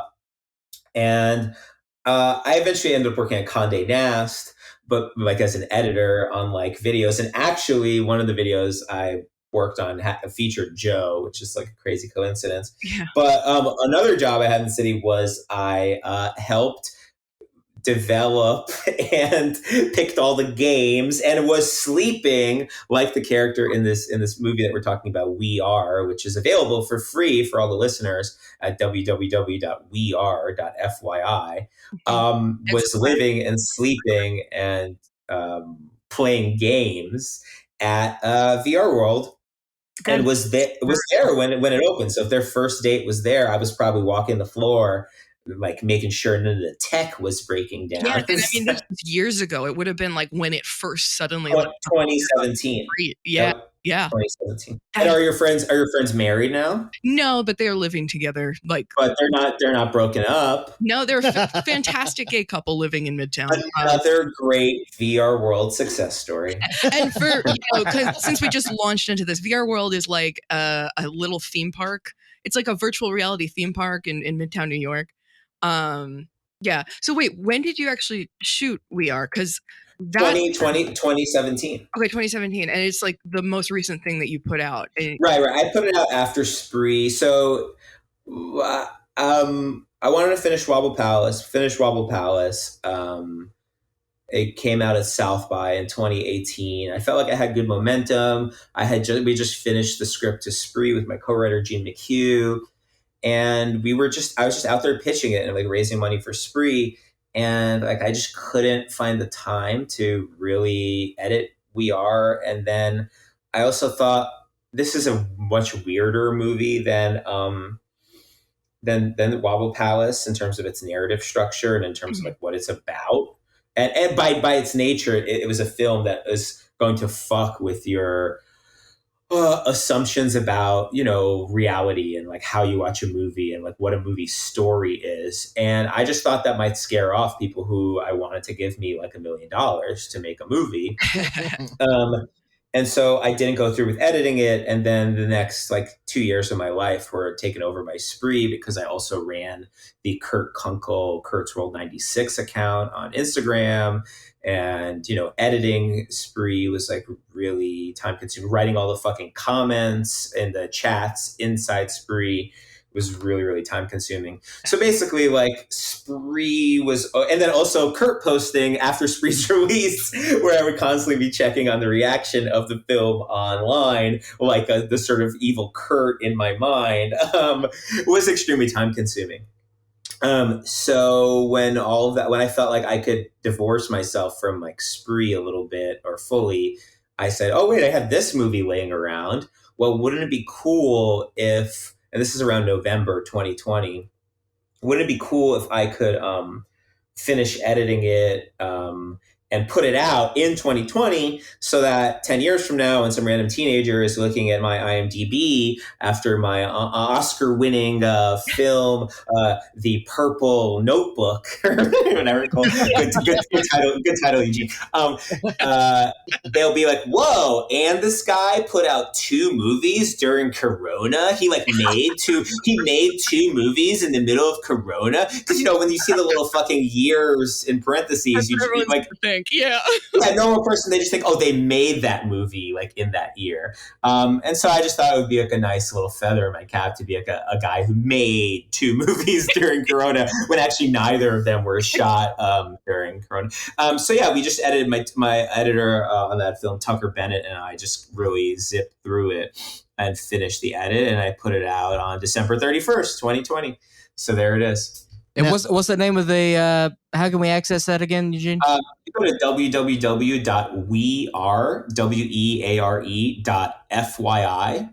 and it's just there living. Actually, all of my movies besides 0’s and 1’s are pretty easy to watch. I think Wild Palace is on Amazon Prime. If you have Amazon, Really Evil Corporation, go for that. Tubi, A Wonderful Cloud is on Tubi. Skydiver is on my Vimeo. Feast and Burden is on YouTube, and Spree is on Hulu. I got Hulu just so I could see what it would be like to watch Spree on Hulu, but I know a lot of people have it, or their parents have it, or their ex-partners have it, so just access Roku, yeah, lock it in, and then WeAre is free on that website. So it's all out there. A great filmography, just waiting to be discovered by all of your wonderful listeners. And if it's 0’s and 1’s, they can, attend the Unnamed Footage Festival. March 26th, March 27th. Yeah. Oh, great. And that's a virtual fest, right? Yeah. It's a 24-hour live stream. So I we're love going that. to start streaming at about 5 p.m. Pacific and go for 24 hours. And do people buy a ticket, or is it just kind of free? It's a $10 badge to access the whole thing. That's great. $10 for 24 hours of movies. I love that. Yeah. And we're like giving all the proceeds to like nonprofit and indie theaters that are, still shut down. Yeah, we're helping reopen theaters. That's what we want, at least. Great. Well, I'm glad that I can contribute to that in the smallest possible way. Because I want to get back into a theater and then hit you up again to show Skydiver in a theater on a big screen, because that would be cool. There is a feature length version that I also cut that we toured around with. So maybe if that ever happens, we'll put up. Oh, I want to watch that. Yeah. It's probably at 15 minutes, maybe 20 minutes shorter than the series version. It's just I cut a few of the little things. Well, that's super cool. I'm excited to see what I'll be tuning in, and I'm excited to see what the fest holds. Well, thanks, Eugene. We're happy to have you a part of the festival. And anything else you want to plug, man? Just a little peace, love, and understanding, or whatever the fuck people want to do. Just I think just get off the phones, read a book. Take a little time to reflect and appreciate human beings for all their madness. So I'm going to we'll close out this interview with a new segment I've just decided to do right now. Oh, good. It's called Last Word with Randy. Randy, close out the interview. Cool. You really put me on the spot here. That's cool. I love that. That's what we call great improv. Come on, Randy. Let's do this, buddy. Yeah, have a good rest of your day. Listen and watch all of what Eugene just plugged. Lots of good films. I did watch WeAre. I don't usually talk in interviews, but I like that film. Well, what are you going to do with your Sunday, Randy? Come on. I don't know. Probably go for a walk, and yeah, that's about That's it. beautiful. Go for a walk. Enjoy the I know, and outdoors. that's great advice. Go for a walk. We love that. Randy, you did great. Thank you. Thanks, Eugene. Eugene. Thanks, guys. Great talking with all of you. Thanks, Madeleine. Thanks, guys.